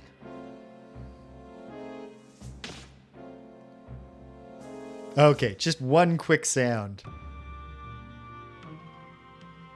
I was like, oh no, it's fading out. What's gonna happen now? Now we just dispatched him. Commander James, it appears I, too, am now a fugitive. I turned a blind eye to the Empire's cruelties just to protect my family, and look where it's gotten me. Eileen. Yes? I can no longer be your husband. No, we're allowed to have wives in the Liberation. Why, Lepant? I'm joining the Liberation Army. Yeah. Just come back in. The whole room is just like a mess of gore. It looks like the murder room at the start of Ultima 7. It's likely I won't be able to return here. Eileen can join the Liberation too. We need 108 people, dude. You really are cruel sometimes. What kind of woman do you take me for? If you come with me, you'll suffer. I've been ready for this ever since I married you. Commander James, please allow me to be of help to you in the Liberation Army. Lepant has joined your group. Thank you so much. In truth, Lepant's been dying to help you all. I'll need some time to prepare. After that, I'll head to Odessa immediately. The one thing about my choice to name the castle after Odessa is when characters don't say Odessa Castle, it seems like odd. Young Master, Master James, please let me join the Liberation Army. I'm in no position to ask for forgiveness, but I'd still like to serve under your command. Yeah, Pan, we could use you. Especially if you still got our stuff. Young master, thank you so much. I shall dedicate my life to your service, Master James. But bam. All right.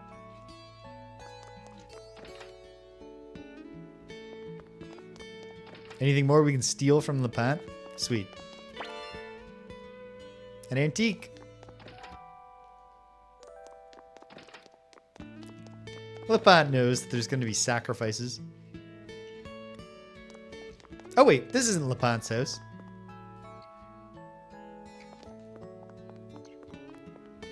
We can definitely take Craze's shit.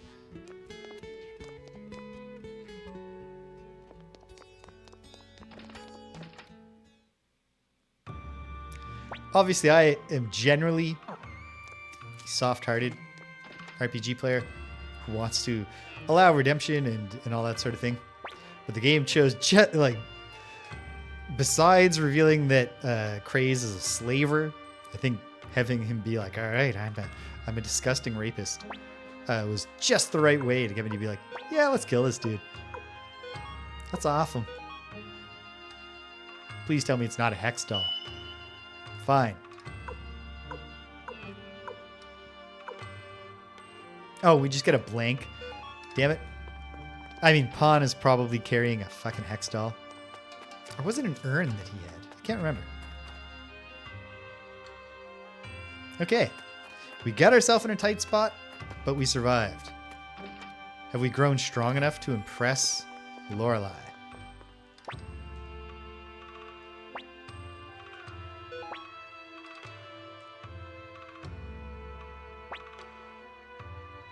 No. She still considers me a weakling. I'm going to go ahead and pin this.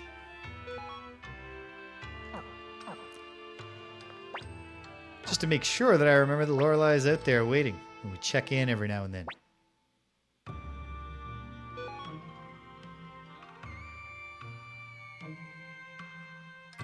Stay the night. We save.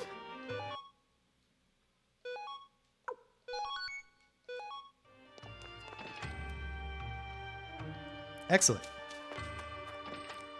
We have a bunch of money, some of which we should definitely spend on armor.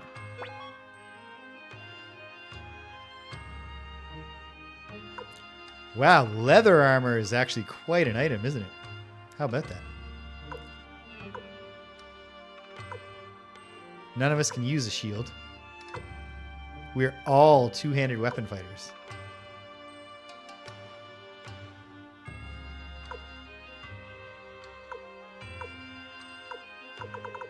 Okay. A little more leather armor couldn't hurt, but I gotta sell junk to clear up space in our tiny little inventory.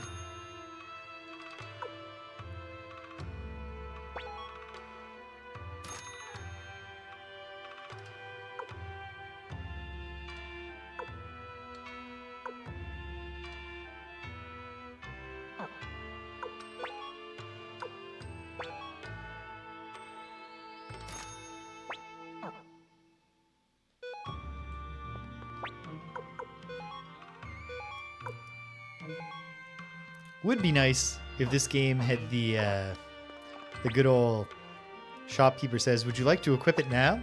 Would you like to sell your old thing system? Wait, would somebody else on the team benefit from chest plate? Since we're definitely not going to be buying all this stuff. Probably not. But it can't hurt to check.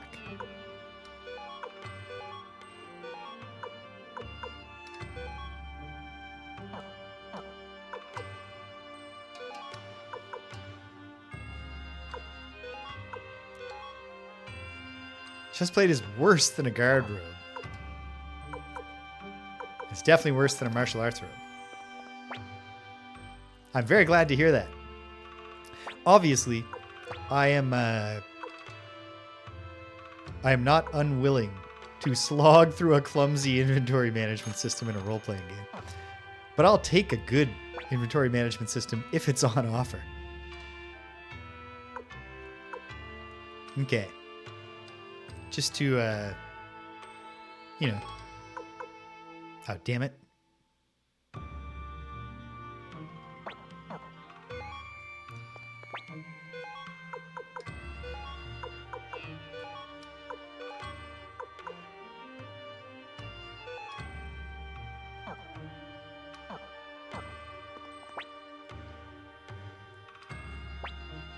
On the one hand, this is obviously not worse than Ultima 7's inventory management, but it is more important what your characters have equipped in this game.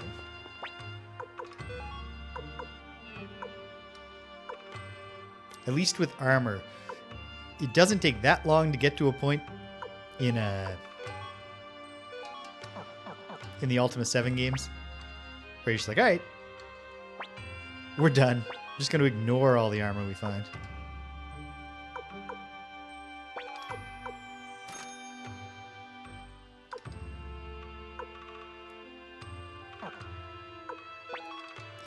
Yeah, so geez. I want to play Hero U, playing Blueprints.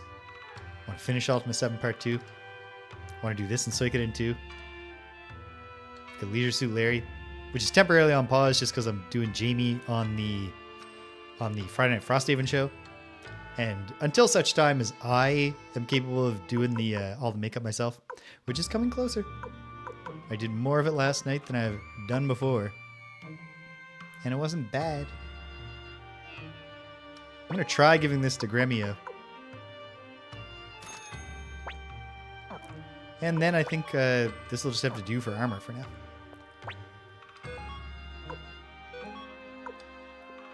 Yeah, geez. And then I want to... What else do I want to do? I mean, many things. Point being, on the one hand, it's great just because, you know, as life goes on, it's good to have things on the horizon, even if it's just video games. But there is a degree to it which is like, is there any chance work's going to give me... Could I get a sabbatical just to try to, like, clear some of my streaming to-dos? Probably they're not going to offer that. Technically, I actually have to get promoted again to the highest rank of teaching faculty before I'm entitled to a sabbatical.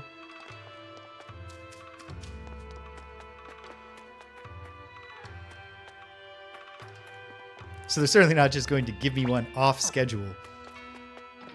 I don't know. For any reason, let alone my streaming.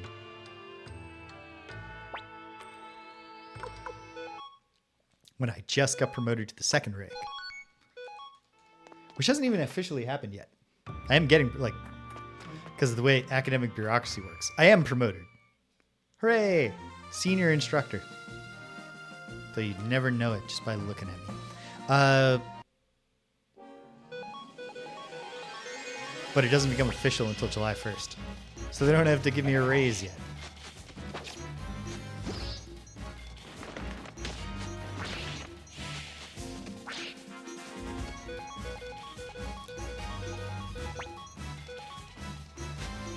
If I recall correctly,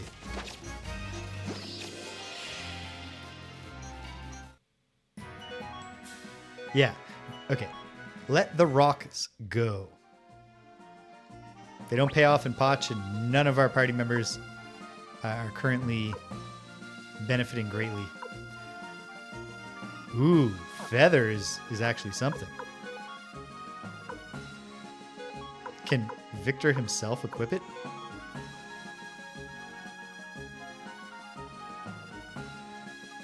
Sure.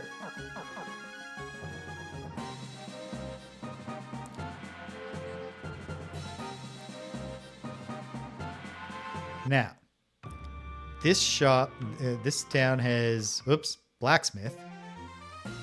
And we have blacksmith type stuff to do.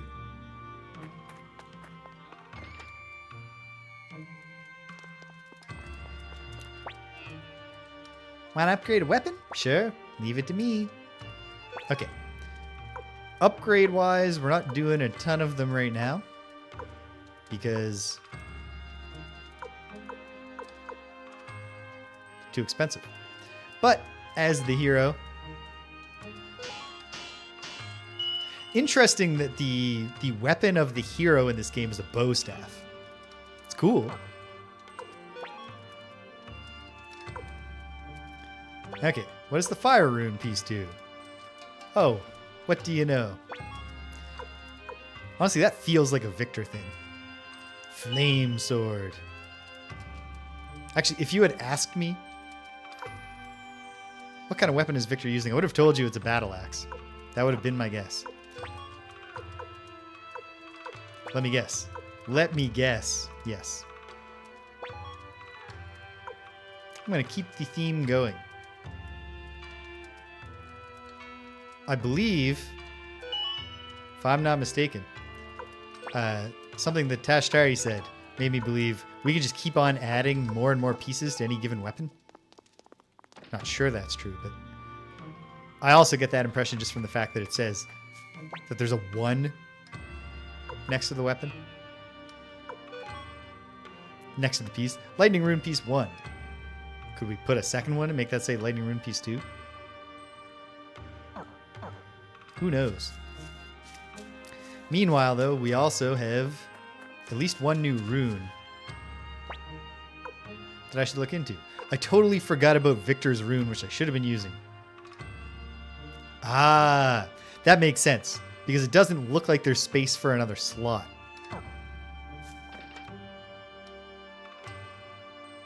Cool stuff. Okay. Well, maybe I want to change somebody's rune. Like, I'm not doing a ton. The counter rune sounds like it's going to be a rune. Counter orb. Yes. So that's a front row person thing. I forgot at times when it would have been useful to give that to use Victor's current rune.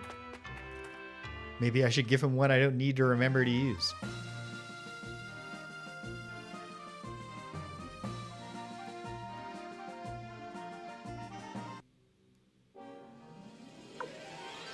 You're free to go.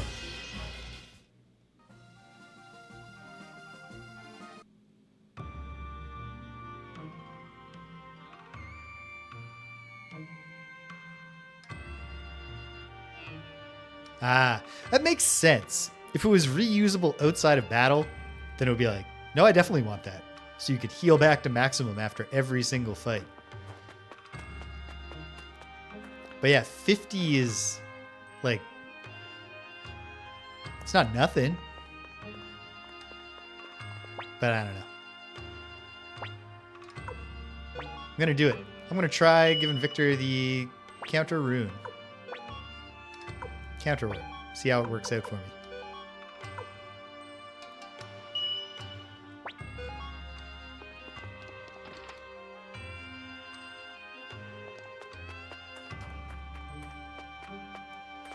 You know what would have been a good system for...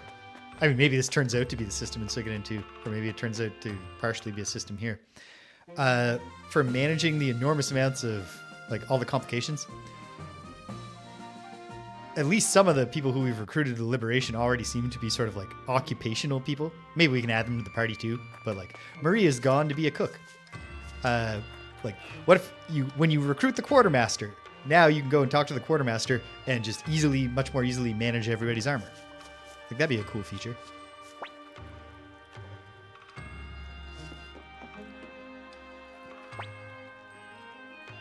Let's ride on the boat.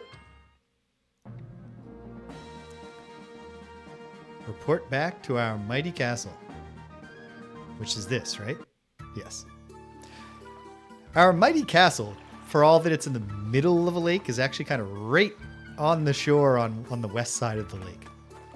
So not as defensible as if it was more central.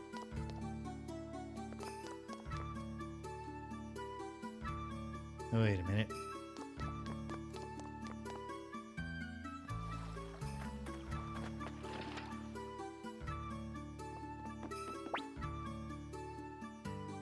All this waiting makes me want to wander off somewhere.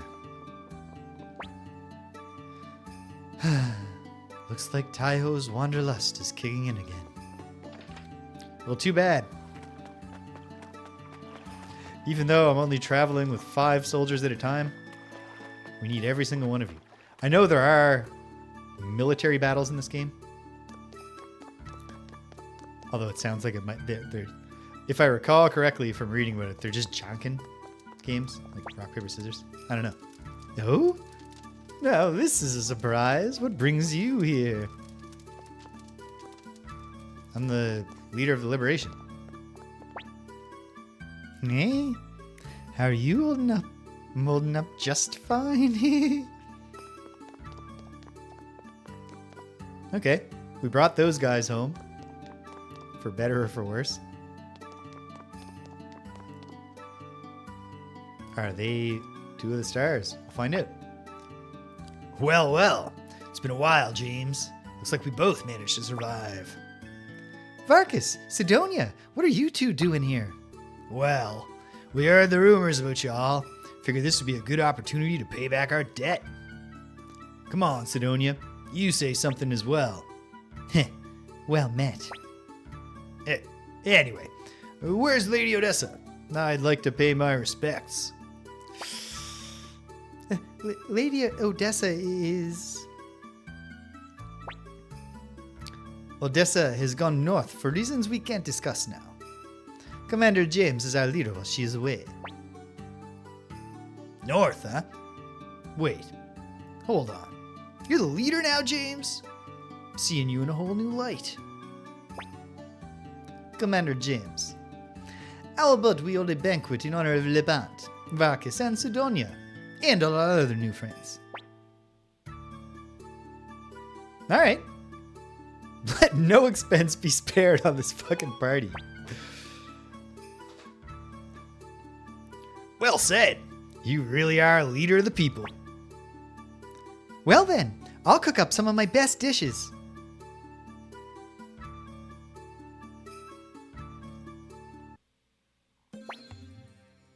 This is a blast. Delicious. Especially after that horrible slop they serve in the Imperial Army. Quite the lively group of comrades, Commander James. You shouldn't drink so much, dear. This is fantastic. Good thing we came here, right, Sidonia? I guess so. Anybody else want to... Oh, no. I'm free to walk now. Oh boy. Nothing beats Gremio's cooking. Especially, etc. Yeah, you hate the slop in the Imperial Army. Pan, can't you eat a little more quietly?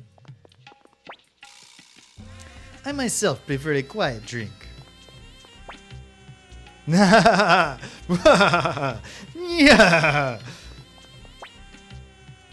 How are you, young master? Enjoying yourself? Hey, Master James. Let's crush those Imperials once and for all.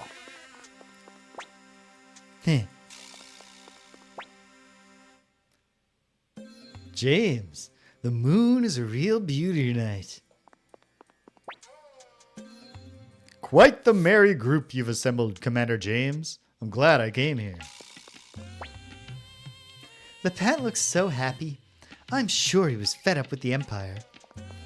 Well, you should be sure of that. Because I knew that. James, that rune on your right hand, it's mine.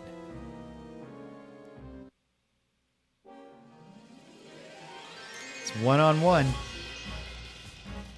But it's a combat one-on-one. My understanding is there's a duel system in this game that is also just Jonkin. But I'm not sure.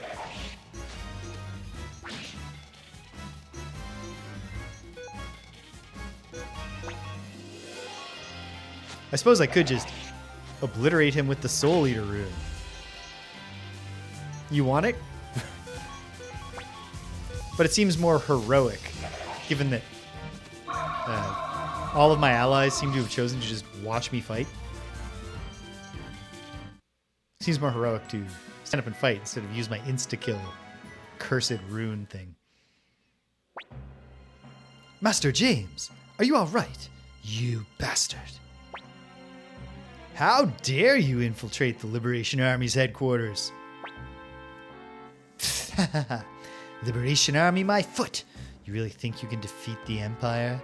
What a bunch of fools you are. What? Watch your back, James. Lady Windy will stop at nothing to take what she wants, including sending a single low-level assassin after me.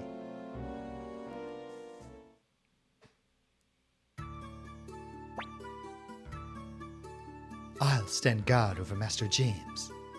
Thank you, Pawn. I'm going to run to the washroom, team. So brief intermission. Oh, a likely ban evader has been restricted. Evade this. Flowered overhead SSESJPR. Got him on the first try. Have fun in the cornfield. Hang tight, gang. I'll be right back with you.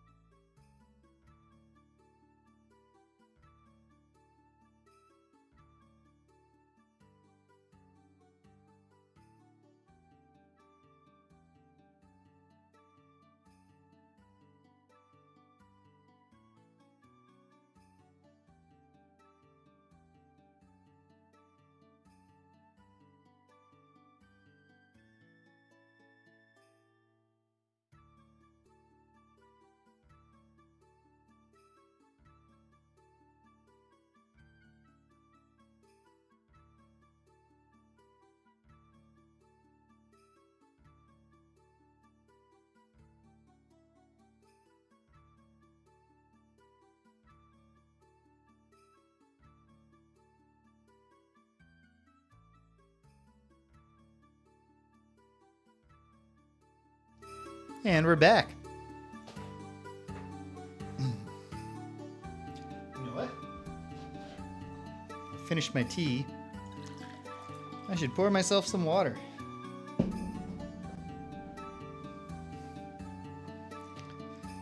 Between doing the Jamie voice last night on the Frosthaven stream and then shouting at Drag Brunch a bunch and then doing all this talking, I should be hydrating much better.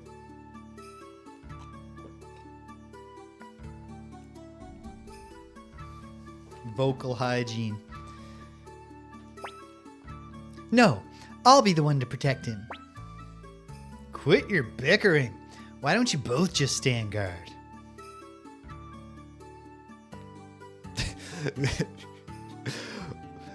Here's what, quit your bickering. We'll cut Master James in half, and you can each guard one half.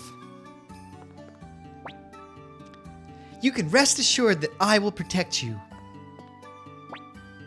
Master James, from today onward, I will stand guard over you. Okay, can I go to bed? Yes. Well, Pawn's doing a better job so far. Good morning, young master. It's another beautiful day.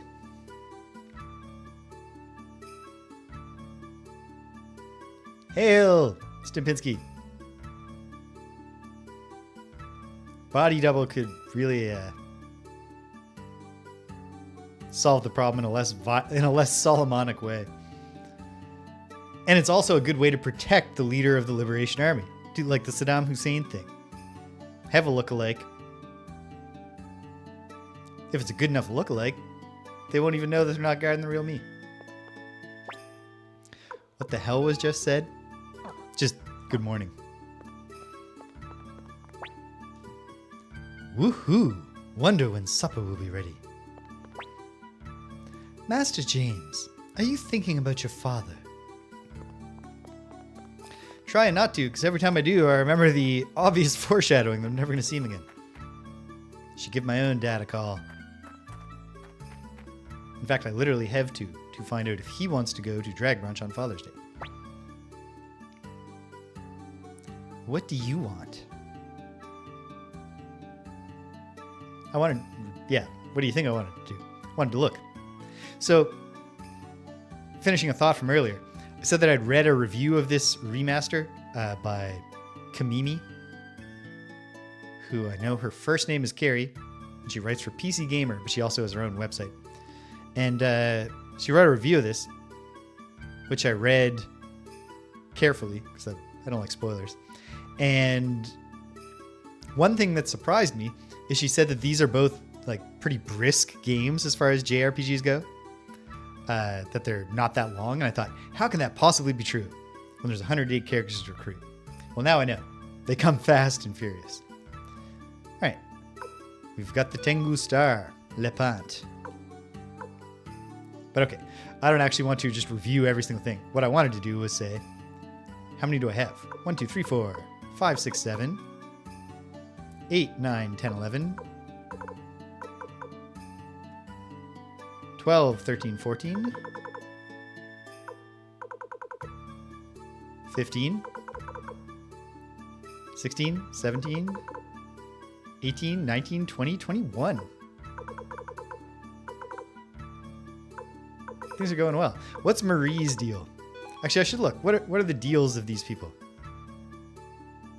Oh, some of them are just are some of these NPCs basically?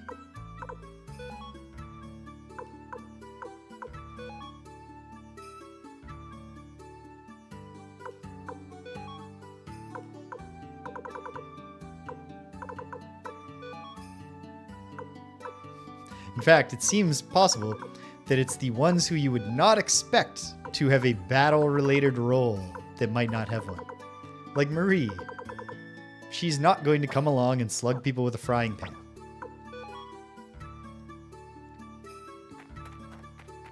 Or maybe at some point she will. Who knows? I assume next step is talk to Matthew. But I'm kind of curious who else is kicking around. Yeah, wait, was Eileen even on the list? I mean, Luke, I wouldn't have to bother you if you weren't standing here. She is. Hell yes.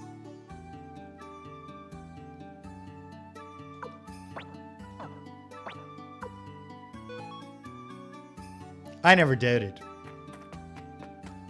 that Lepant was just being overprotective of his wife who could totally hold her own.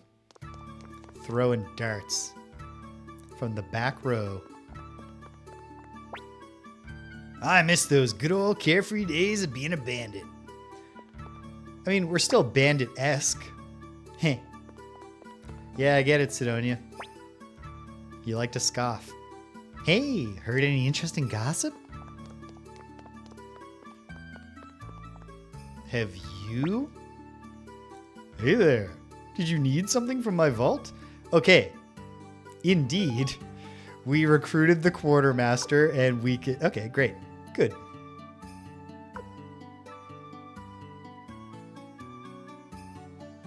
Don't actually want to put anything down right now. The strip option seems nice. I actually should have investigated quickly. Hey there. Did you need something? I don't need to read that every time we go to the vault. No. Oh, wait. Yes. Okay, good. But that only works for strip. I'll keep that in mind. In large cast RPGs, I'm often just like, no. I'm not going to strip the ones who aren't in the party right now.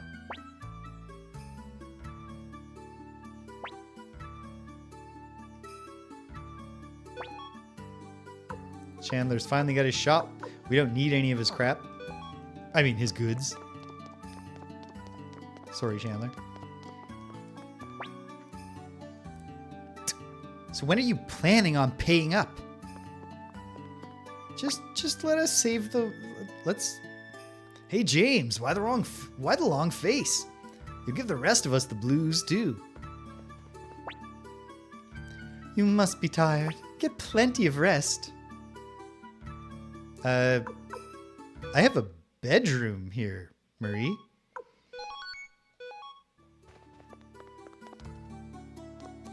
And it's like 9 a.m.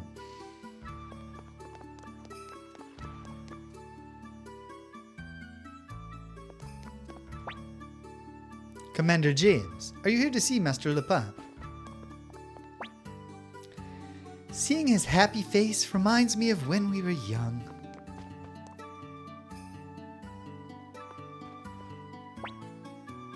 Commander James, I'm glad I joined the Liberation Army. Together, we'll defeat the Empire. Heck yeah, we will, Lepant. Alright.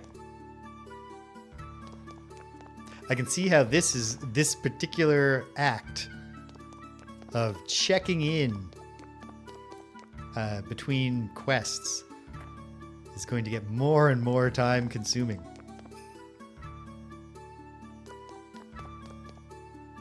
See if there's any new dialogue for the basement freaks.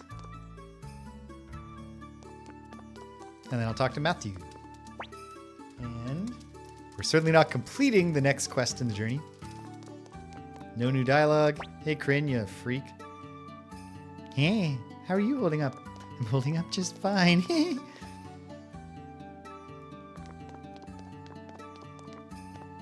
Seems quite possible we're going to wind up wanting to have a larger dungeon than that.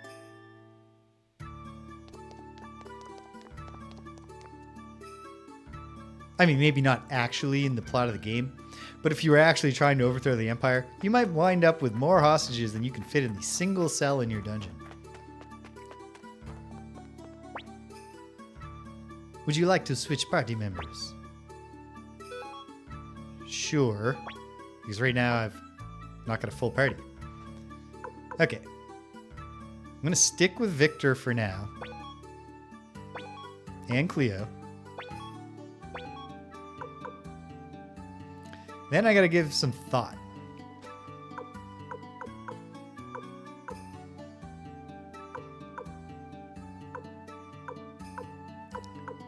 It's the back row we're filling out. I've already put some work into leveling the Yamku out.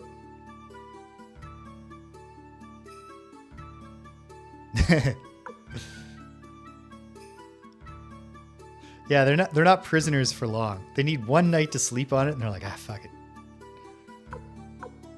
Give them one meal cooked by either Gremio or Marie. It's like, all right, fine. Yep. This is better than eating slop every day for the rest of my life. Let's take Eileen and her ruby darts. And then...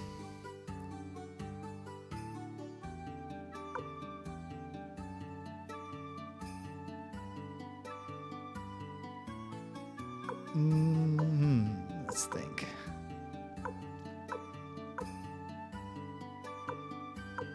Well, I'm bringing some kind of weirdo. Hey, Rex! Happy Saturday. Last night when we did the Frosthaven stream, not sure if that's a wordplay or an autocorrect, but either way, it's good.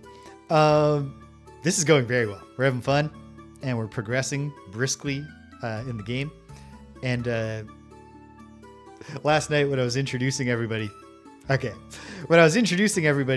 as Jamie last night on Friday Night Frosthaven, when I was doing Rich, I said, I call him Richard. Rex calls him et al. It's Rich. And we all had a good laugh in your honor.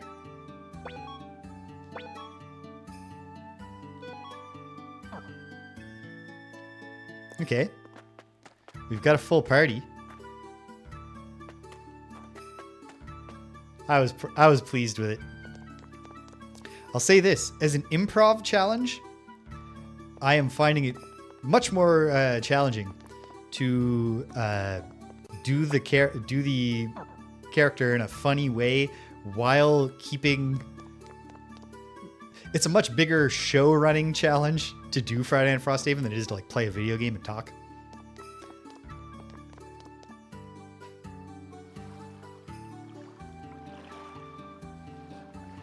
I gotta spend so much time saying this, where I'm like, I gotta spend more time checking out other people's streams. But I do. And you know what? I also need to be, now that I've got a bit more free time, working on my pixel art. Oh, here is the next inciting incident. I was like, are we just in non-linearity now? Is nobody going to tell me the next thing to do? No. So yeah, between working on my music and my pixel art, I have plenty of things. The challenge for me with watching streams, besides having time, is just that outside of like video games and books and stuff, I'm very bad at sitting still and focusing. But if I have another thing I'm doing, yeah.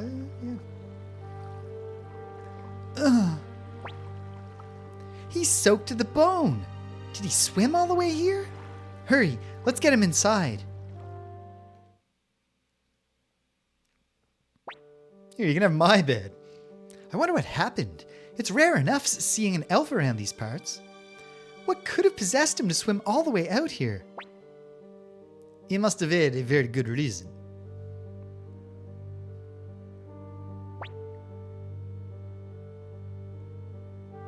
Ugh, where am I? It appears I survived. Are you all right? I heard rumors, so... Yes, you may, Stimpinski. Okay. Is there a good way that I could describe this to you while being spoiler cautious? Okay. Here's what I think I can do. I've done pretty much everything in the first region that is not obviously gated for later in the game. And then when it gives you a choice of which region to go to, I went southeast, and I would say I'm probably about 2/3 through that region.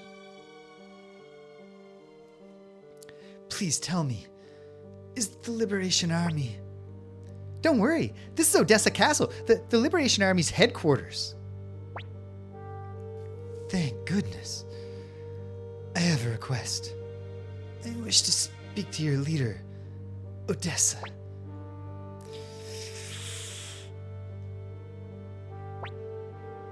You can't meet with Odessa right now.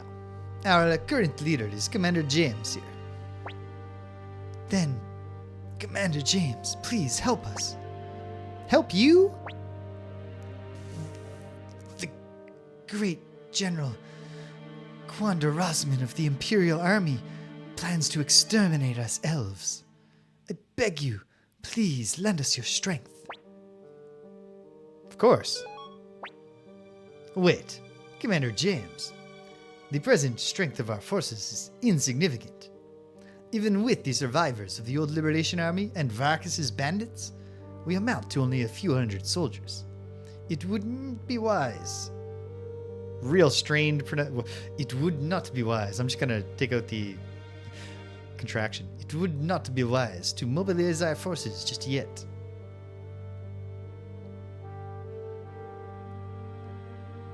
Ah, yes. It's a pretty good progression system, because at least so far, like, I still have stuff to look forward to in terms of, like, I can add fourths. I can add 4-member parties yet, but I don't even have all units unlocked. And I don't even have all the ones I have up to 4, and I can't do 5 yet. I'm going to go out on a limb, given that the game just arrived and you're making some progress. You're having fun. You're enjoying it. But that would mean leaving the elves to die. Of course, we cannot abandon them. Our only strength is the hope that people see in us. We must not betray that hope. Therefore, I suggest we send out a smaller reconnaissance team to collect intelligence. Perhaps no more than 6 members.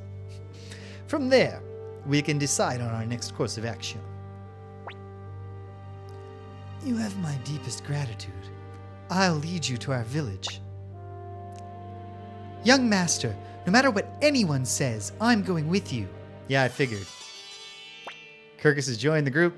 Someone must leave. And it's not going to tell me Kirkis's deal.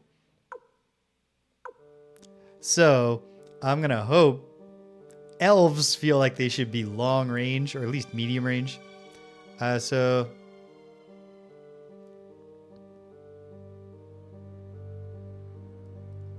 yeah, I don't know if there's ever going to be anything else.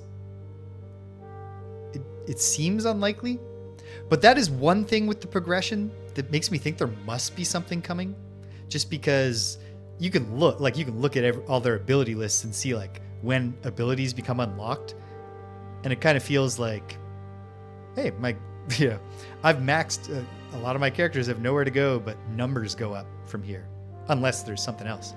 But then again, a lot of equipment gives you different abilities, so like maybe the more fun comes from there. All right. So one thing I've noticed is, yes, the game actually communicates with you clearly and honestly about how magic works for the different characters. And so it is character-based how much you can cast. And with that in mind, I think I'll probably take the Fire Rune off of Gremio. In fact, perhaps... Well, I'll think about this later. Yes, indeed. Wouldn't you know, the elf is equipped with a bow.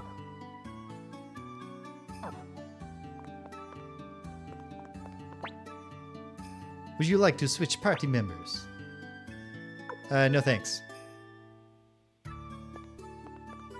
Fine. He leaves. Woohoo. Wonder when supper will be ready. At some point I have to... Wait. Here's a great opportunity to find out exactly how strip with the quartermaster works. Is quartermaster on this floor? Yes.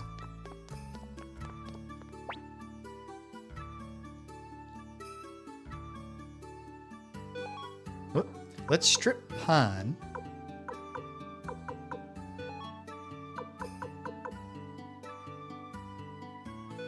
It's an urn.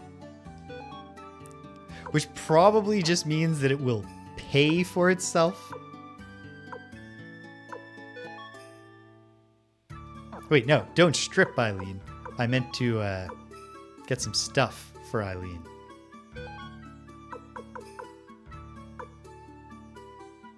Never mind. That's out of date. Take the headband for now. We'll probably want to replace that pretty soon, but...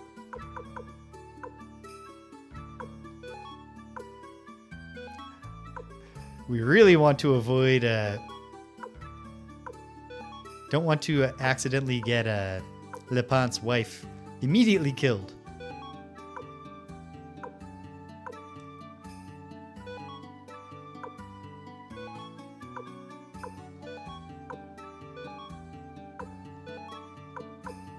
Suikoden 2, Revenge of Lepant.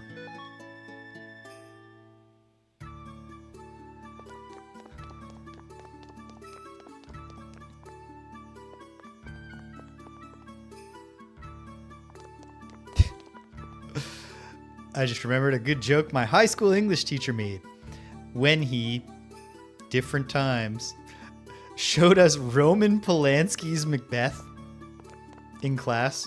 Just the whole thing. No fast forwarding through the Playboy witch scenes. And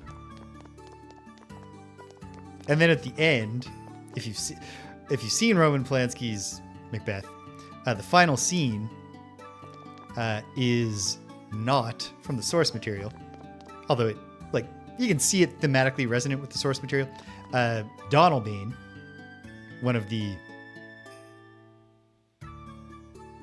Yeah.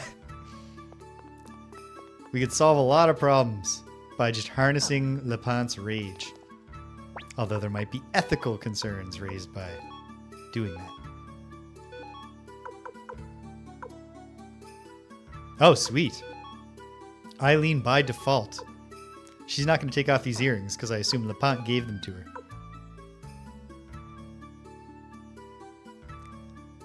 I think so? No, I'm not sure. The thing I really remember about the decapitation part is that they do show it on screen. which as far as we know, Shakespeare did not try to pull off that special effect in the Globe Theater. But the part I remember is that when it's shown on screen, Macbeth's arms involuntarily like sweep up to try to catch his head when Macduff cuts it off, and Mr. Parsons rewound and was like, "I want to make sure everyone notices this." He thought it was so cool, or at least so funny, when Macbeth tries to catch his own head. But then the very final scene is that Donalbain, one of the old king's two sons, King Duncan's two sons, who, in the play, they just flee after their father's killed. Our separated fortunes shall keep us both the safer. They don't go to the same place. The last scene is Donalbain coming across the heath and heading into the witch's cave. Cycle of violence, etc.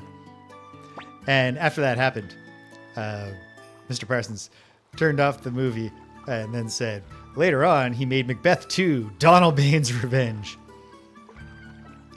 Our village lies beyond the great forest. Wait, that's not a good... What should I do for elves? Our village lies beyond the great forest. Let's first head for the great forest village. It's located southeast of Kouan. We should find it.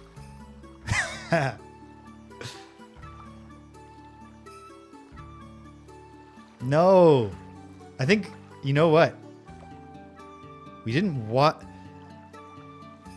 Hold on a second. When was that film at? I need to find out here if I've created a false memory. No. 2001. I believe we at least watched a trailer or a scene from that in the same class.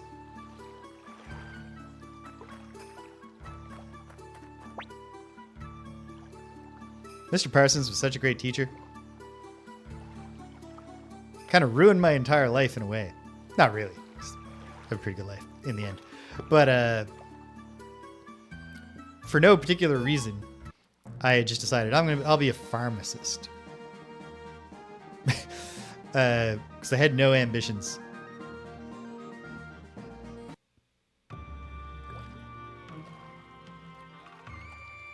Holy smokes. That's cool. I mean, I don't want to watch any film with ad interruptions, but... well, it turns out to be a real memory, Stimpinski. He definitely told us. That's definitely where I heard of Scotland, PA. It was right from the source. The source? How is Mr. Parsons the source? But I heard it from... Yeah. Mr. Parsons was such a great teacher that by the end of grade 12 English, I was like, you know what? Even though I have taken all the pre-cal and advanced science and all these things that weren't that fulfilling to do, and they were hard work.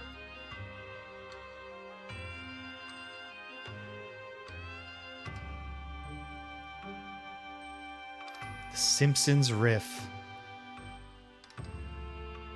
What is the Simpsons riff on Hamlet?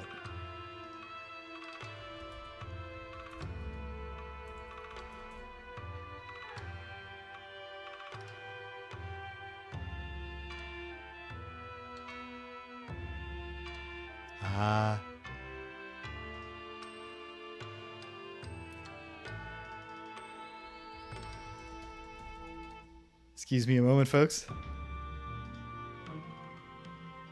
Okay. All right. For a moment, I was like, oh no. Not that it would be a problem. Just that I was operating on faulty information. I believe now that I've seen it. For a moment, I was like, oh my God, have I been just assuming Cedric was roughly my age this whole time when he's significantly younger than me? No. That episode aired. Or I mean, maybe you are, but it aired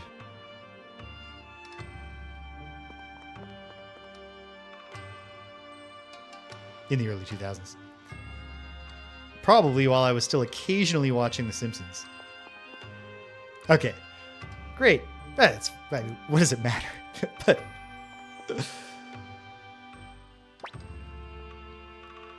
hold on. I recognize you. Oh yeah, we've had this dialogue. I guess I should go.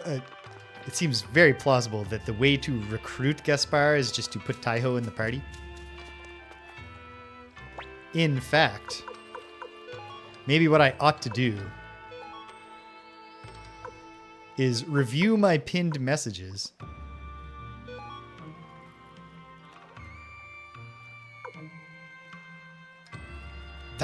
Okay. Jeez. Given that I definitely am running out of time right now, instead of getting this quest started, let's go back, put Taiho and Juppo in the party, and see what that does for us back there.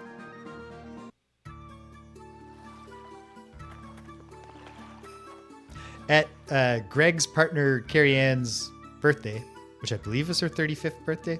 I should remember this because it was just last weekend. I met one of Carrie Ann's work friends for the first time. And she was very cool. We had a great time. And at one point, Greg and Carrie Ann and their college roommate and Carrie Ann's best friend Hannah were all talking about how they're all very close together in age because they're all the same year, and then like a few months separate them all. And then Carrie Ann's work friend looked over to me. I was like, "And are you too?" I was like, "Oh, no, I'm 40." And she went, "Get the fuck out of here. You're kidding me. You are 40?" Felt very nice about that. So I said, "Yes, I am improbably beautiful for my age."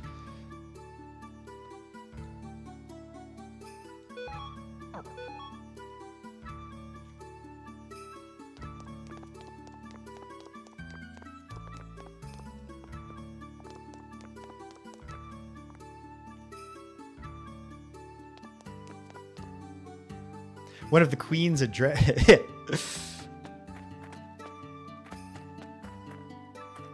One.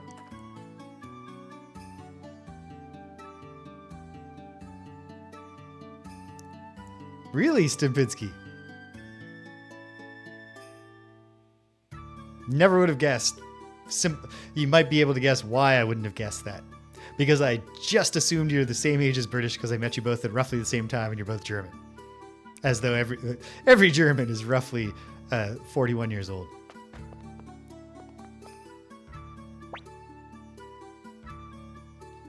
They're serious people.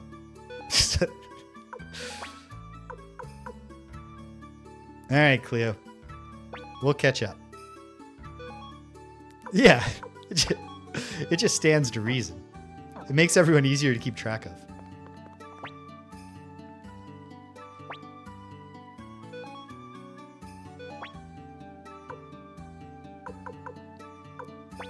All right. Yeah. They all have the same birthday for the same reason.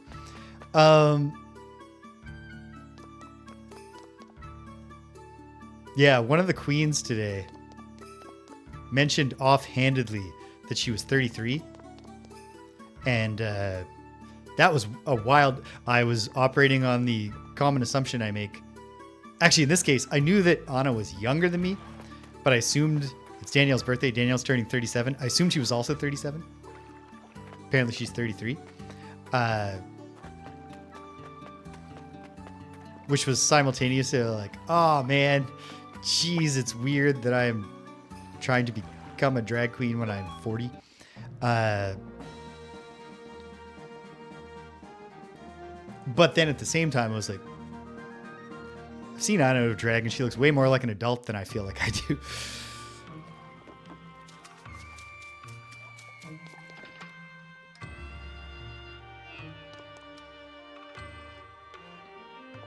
So who knows? Hold on. I recognize you. You're the guy who made off with my best customer, Taiho. You got some nerve. Bringing Taiho along does not do anything there. Unless... Hold on a second. No. This is not like Final Fantasy 1.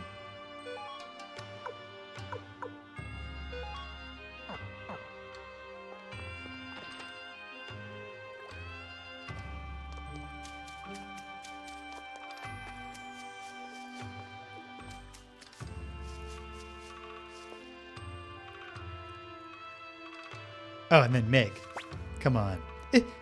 Good. It's really you, Uncle Jeppo. I've been looking all over for you. Meg? What are you doing here? What? I was hoping you'd teach me your tricks, Uncle. Wow, so you're a member of the Liberation Army, huh? Then I'm joining the Liberation Army too. No, you mustn't. La la la, I'm not listening. Hey, Mr. James, can I join the Liberation Army too? Yes. Yippee! Now Uncle Jeppo can teach me his tricks. They never agreed to teach you. Lucky me. We got her.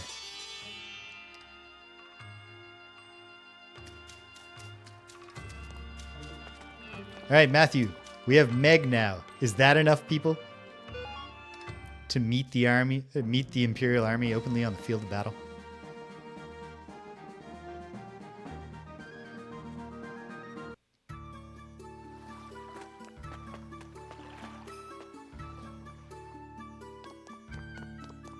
But I want to bring Eileen.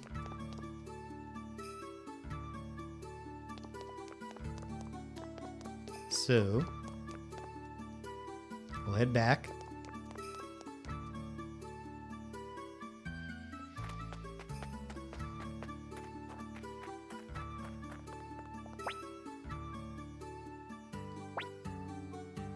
I would like to switch party members, Matthew.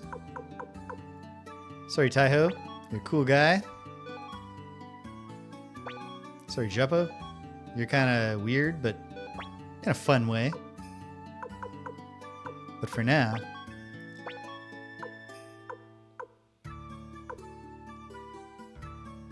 Oh, Cleo is just... Maybe at some point I'll want to be like, have more variety and stop just bringing my mainstays from the start of the game. But for now, I'm pretty happy with 4 out of the 6 party slots being filled by Hero, Victor, Cleo, Gremio. Haven't fought a battle, of course, so everyone's doing fine. All right, yeah. Gotta wrap up quite soon. But...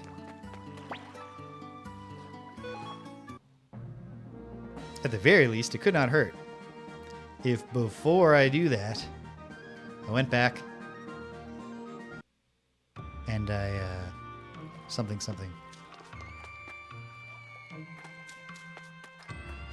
Oh yeah. You know, did the boring stuff. Not the boring stuff, but you know, get us ready to, so next time we head to the southeast. Seems quite possible that spot that I found where, because you can't actually go on the woods on the world map, which is kind of unusual for a JRPG, but there was that one spot where there was like a pathway leading into the woods. I bet that's where you enter towards the elf forest, but I guess we'll find it. Okay. I don't have much money.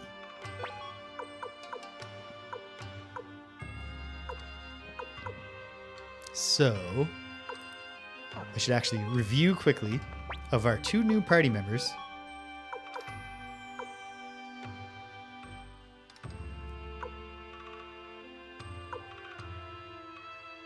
Who is the, of our 2 new party members, what's their defense situation? 42 and 62. So, we are primarily concerned with Eileen for now, with our limited budget.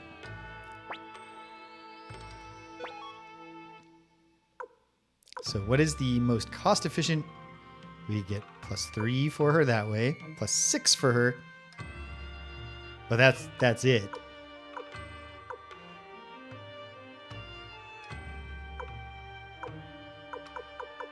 Yep. The guard robe seems to be the most efficient way right now.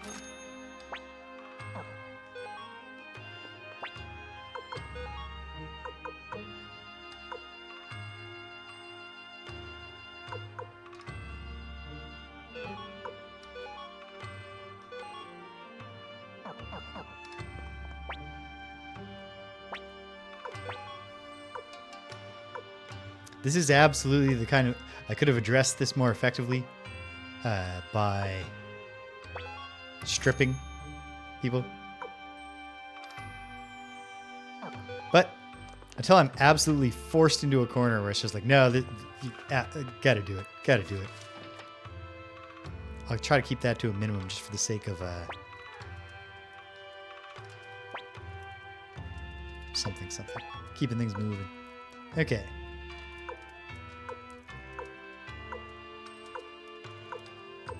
Oh, right. The rune pieces that are named after stats do not equip to your weapons. They just increase your stats. I am generally a prime stat booster rather than a balance out the characters.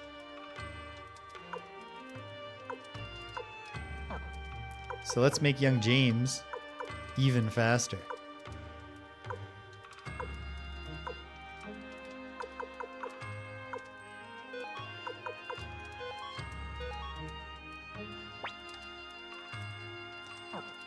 And then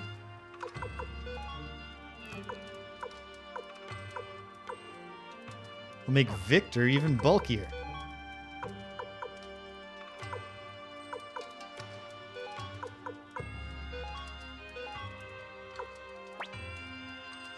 That actually is a bad choice. Because besides having high protect, which I assume is an innate defense, maybe it's not. But besides that, he's also your standard tank in the sense that he has huge maximum hit points. So that probably wasn't necessary. Oh, well, whatever. It's a small bonus to a stat. I have largely managed to bust out of the common habit of getting to the end of an RPG without ever having, made a choice and consumed those kinds of items.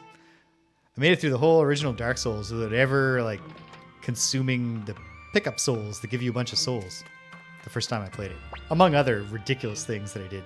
And then I was playing the second game. My buddy Robert happened to be by, because this was in the distant past when I still saw Robert. And he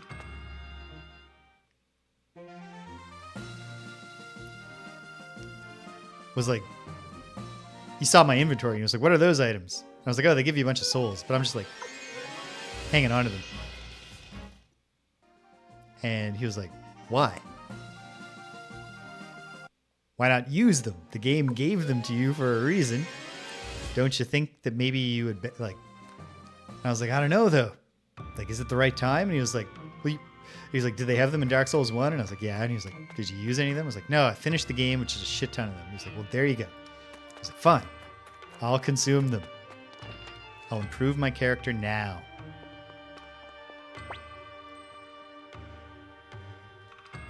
Sorry, dude. I misremembered you as having a portrait. So I thought you might have important new dialogue. I'm giving Victor back.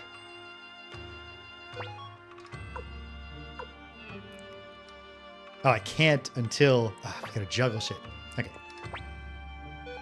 So it goes. Victor, give this cape to... I wish when you were doing this, it would tell you if the character would benefit from it.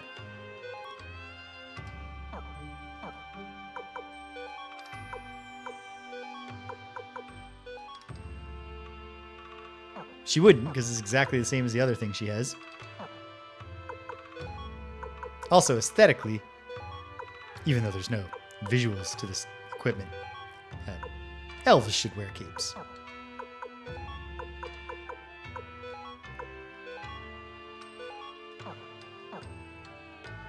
Okay. I do want Victor, the heaviest hitter, to have the clone orb.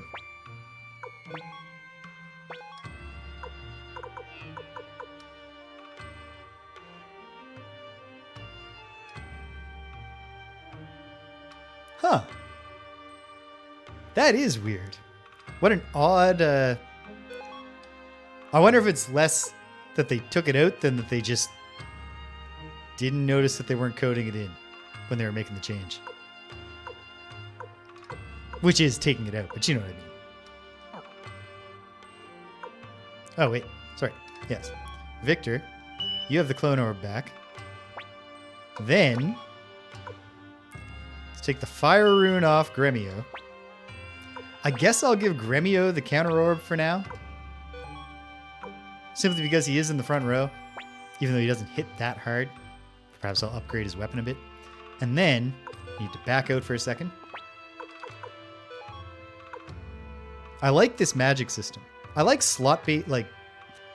My understanding is that the... what's it called? What do they usually call it? Some author? Vancian.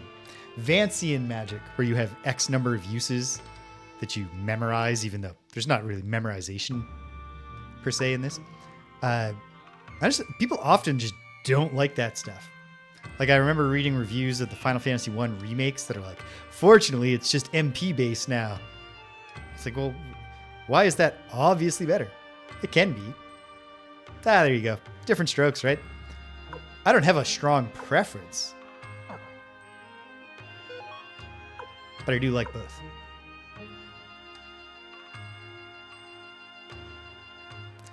You might not be surprised, Stupinski, to hear that, like everything else about Ultima 5, I love the magic system.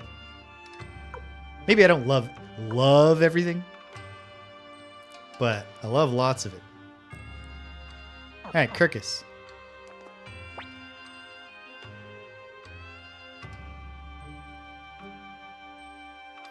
It was. But I just had such a... I don't know what... For a variety of reasons. I just had a great time.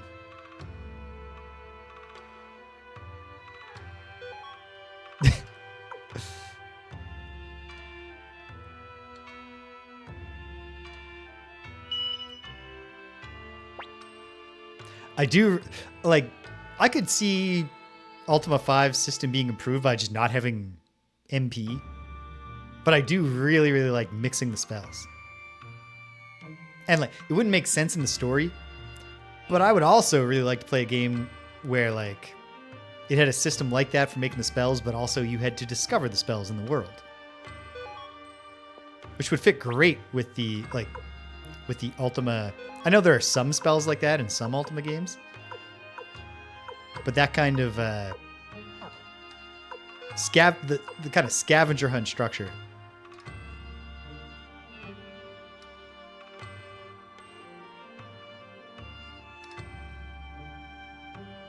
That would be a good one. Kind of a more formalized version of the D&D deal where wizards are supposed to be people who studied to be magical versus sorcerers who are innately magical. Okay. I can't see... Wait. I do have a thing to get appraised. Is there an appraisal here? No. So there's our last act for the day. Is we'll head down to Kouan, which does have an appraiser.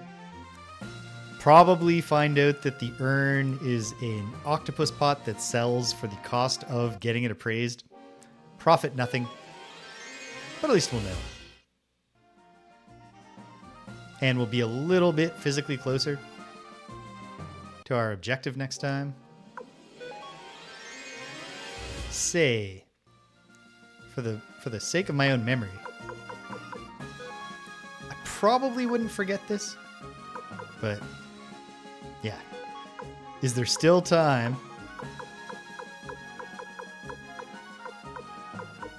Possibly no. Well, it's 100 messages.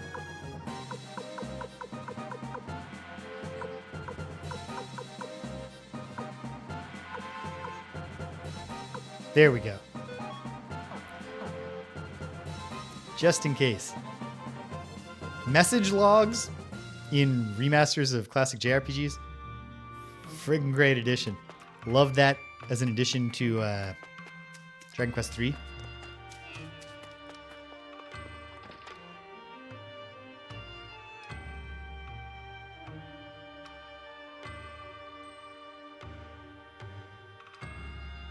Ooh.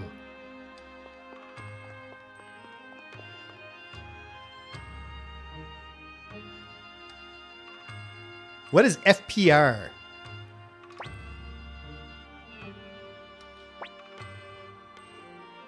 I can kind of infer what it means. I'm just not sure literally what it stands for. Oh no. Quack. We don't have enough money. Oh, you just, oh. Yes, of course.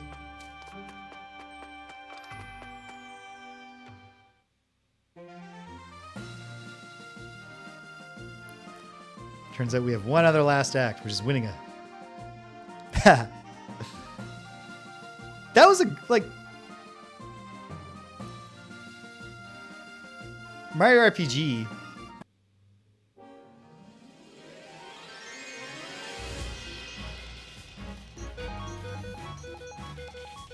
Yeah, I like that, Stivinsky. The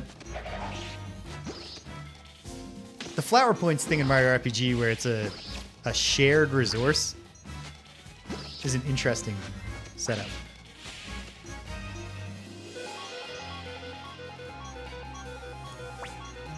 The Mario RPG remake, which I played last year, in my private life, not on the stream, was very fun.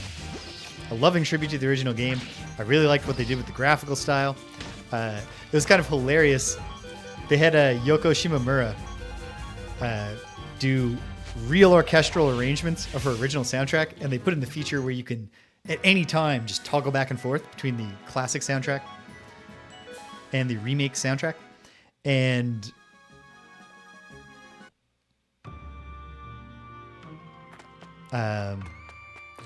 the first time I did that, when I was just like, I was digging one of the tunes, and I was like, well, I should check out the feature and see how does this stack up against the,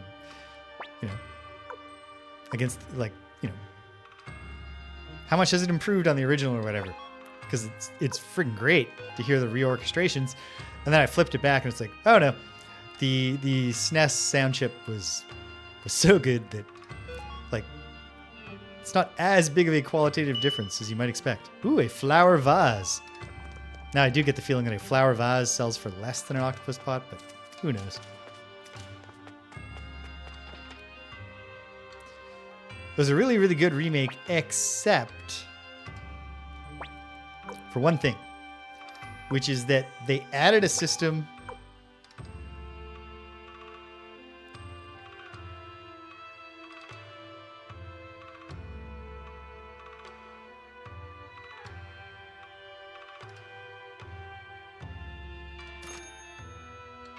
Oh, wow. 2,500. Excellent. Our first ever profit on an appraisal. I like the sounds of this system, Stimpinski, and it also said, like, obviously, of course, it very much sounds like a system that you would love. Go figure. Hey, Lorelei. I don't think we've got her yet.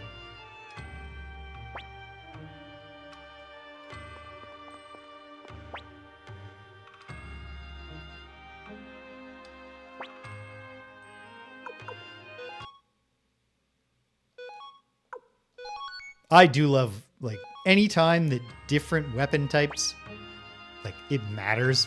It's not just like, well, in this town, the next item with higher attack is an iron spear instead of an iron sword. And then eventually you'll get a, like a steel sword, and that's better, but then otherwise there's numbers. That's the dream, right? Store up all your ideas, make it to retirement, and then hope that you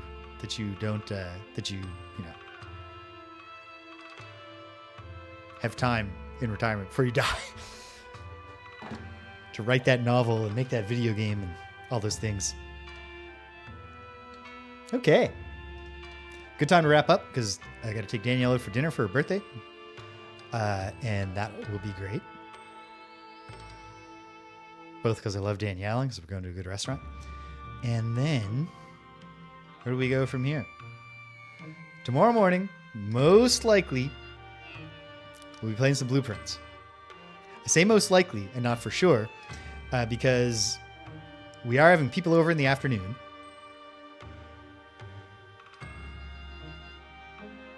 Yeah, I just learned that, Tashtari, because I just started last year getting interested in composing chiptune music, which I haven't done much of yet. But now that the fucking school year is finally over, hopefully I'll do some more. And so I was using Family Tracker first. And then I got curious. I was like, is there a SNES version of this? No, because it was entirely sample-based, which I think really does clarify why like there's so much really good SNES music.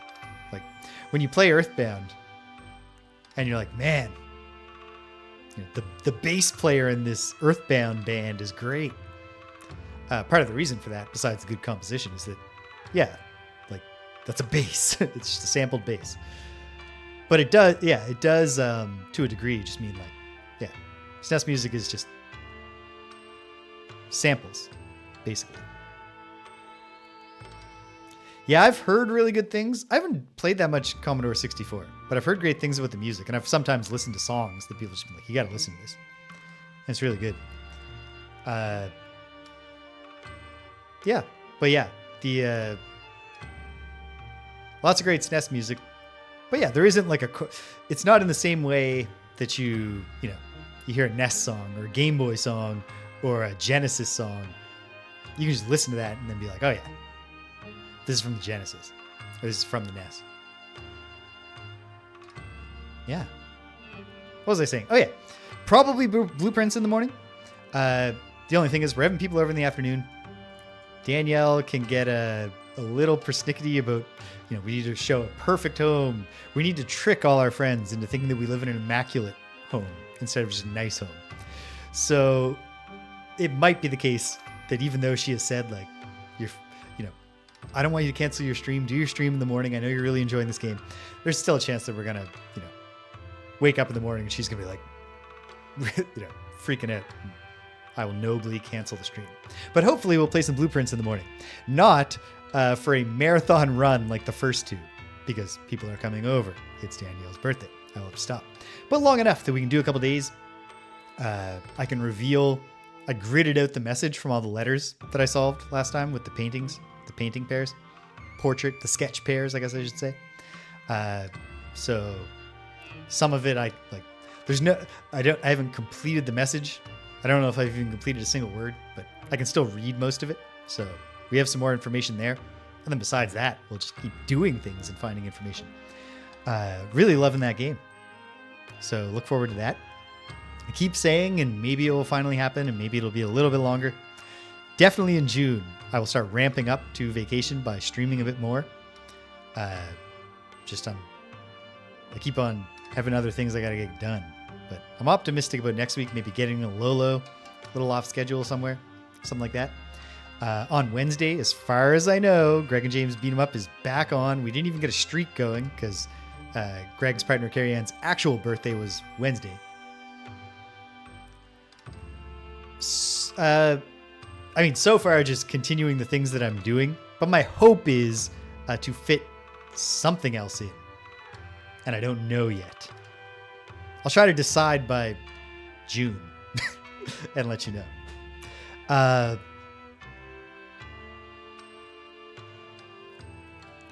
And then I am not sure about Friday, Saturday, Sunday, because Danielle and I might be taking a road trip that might cancel at least Friday and Saturday and possibly also Sunday.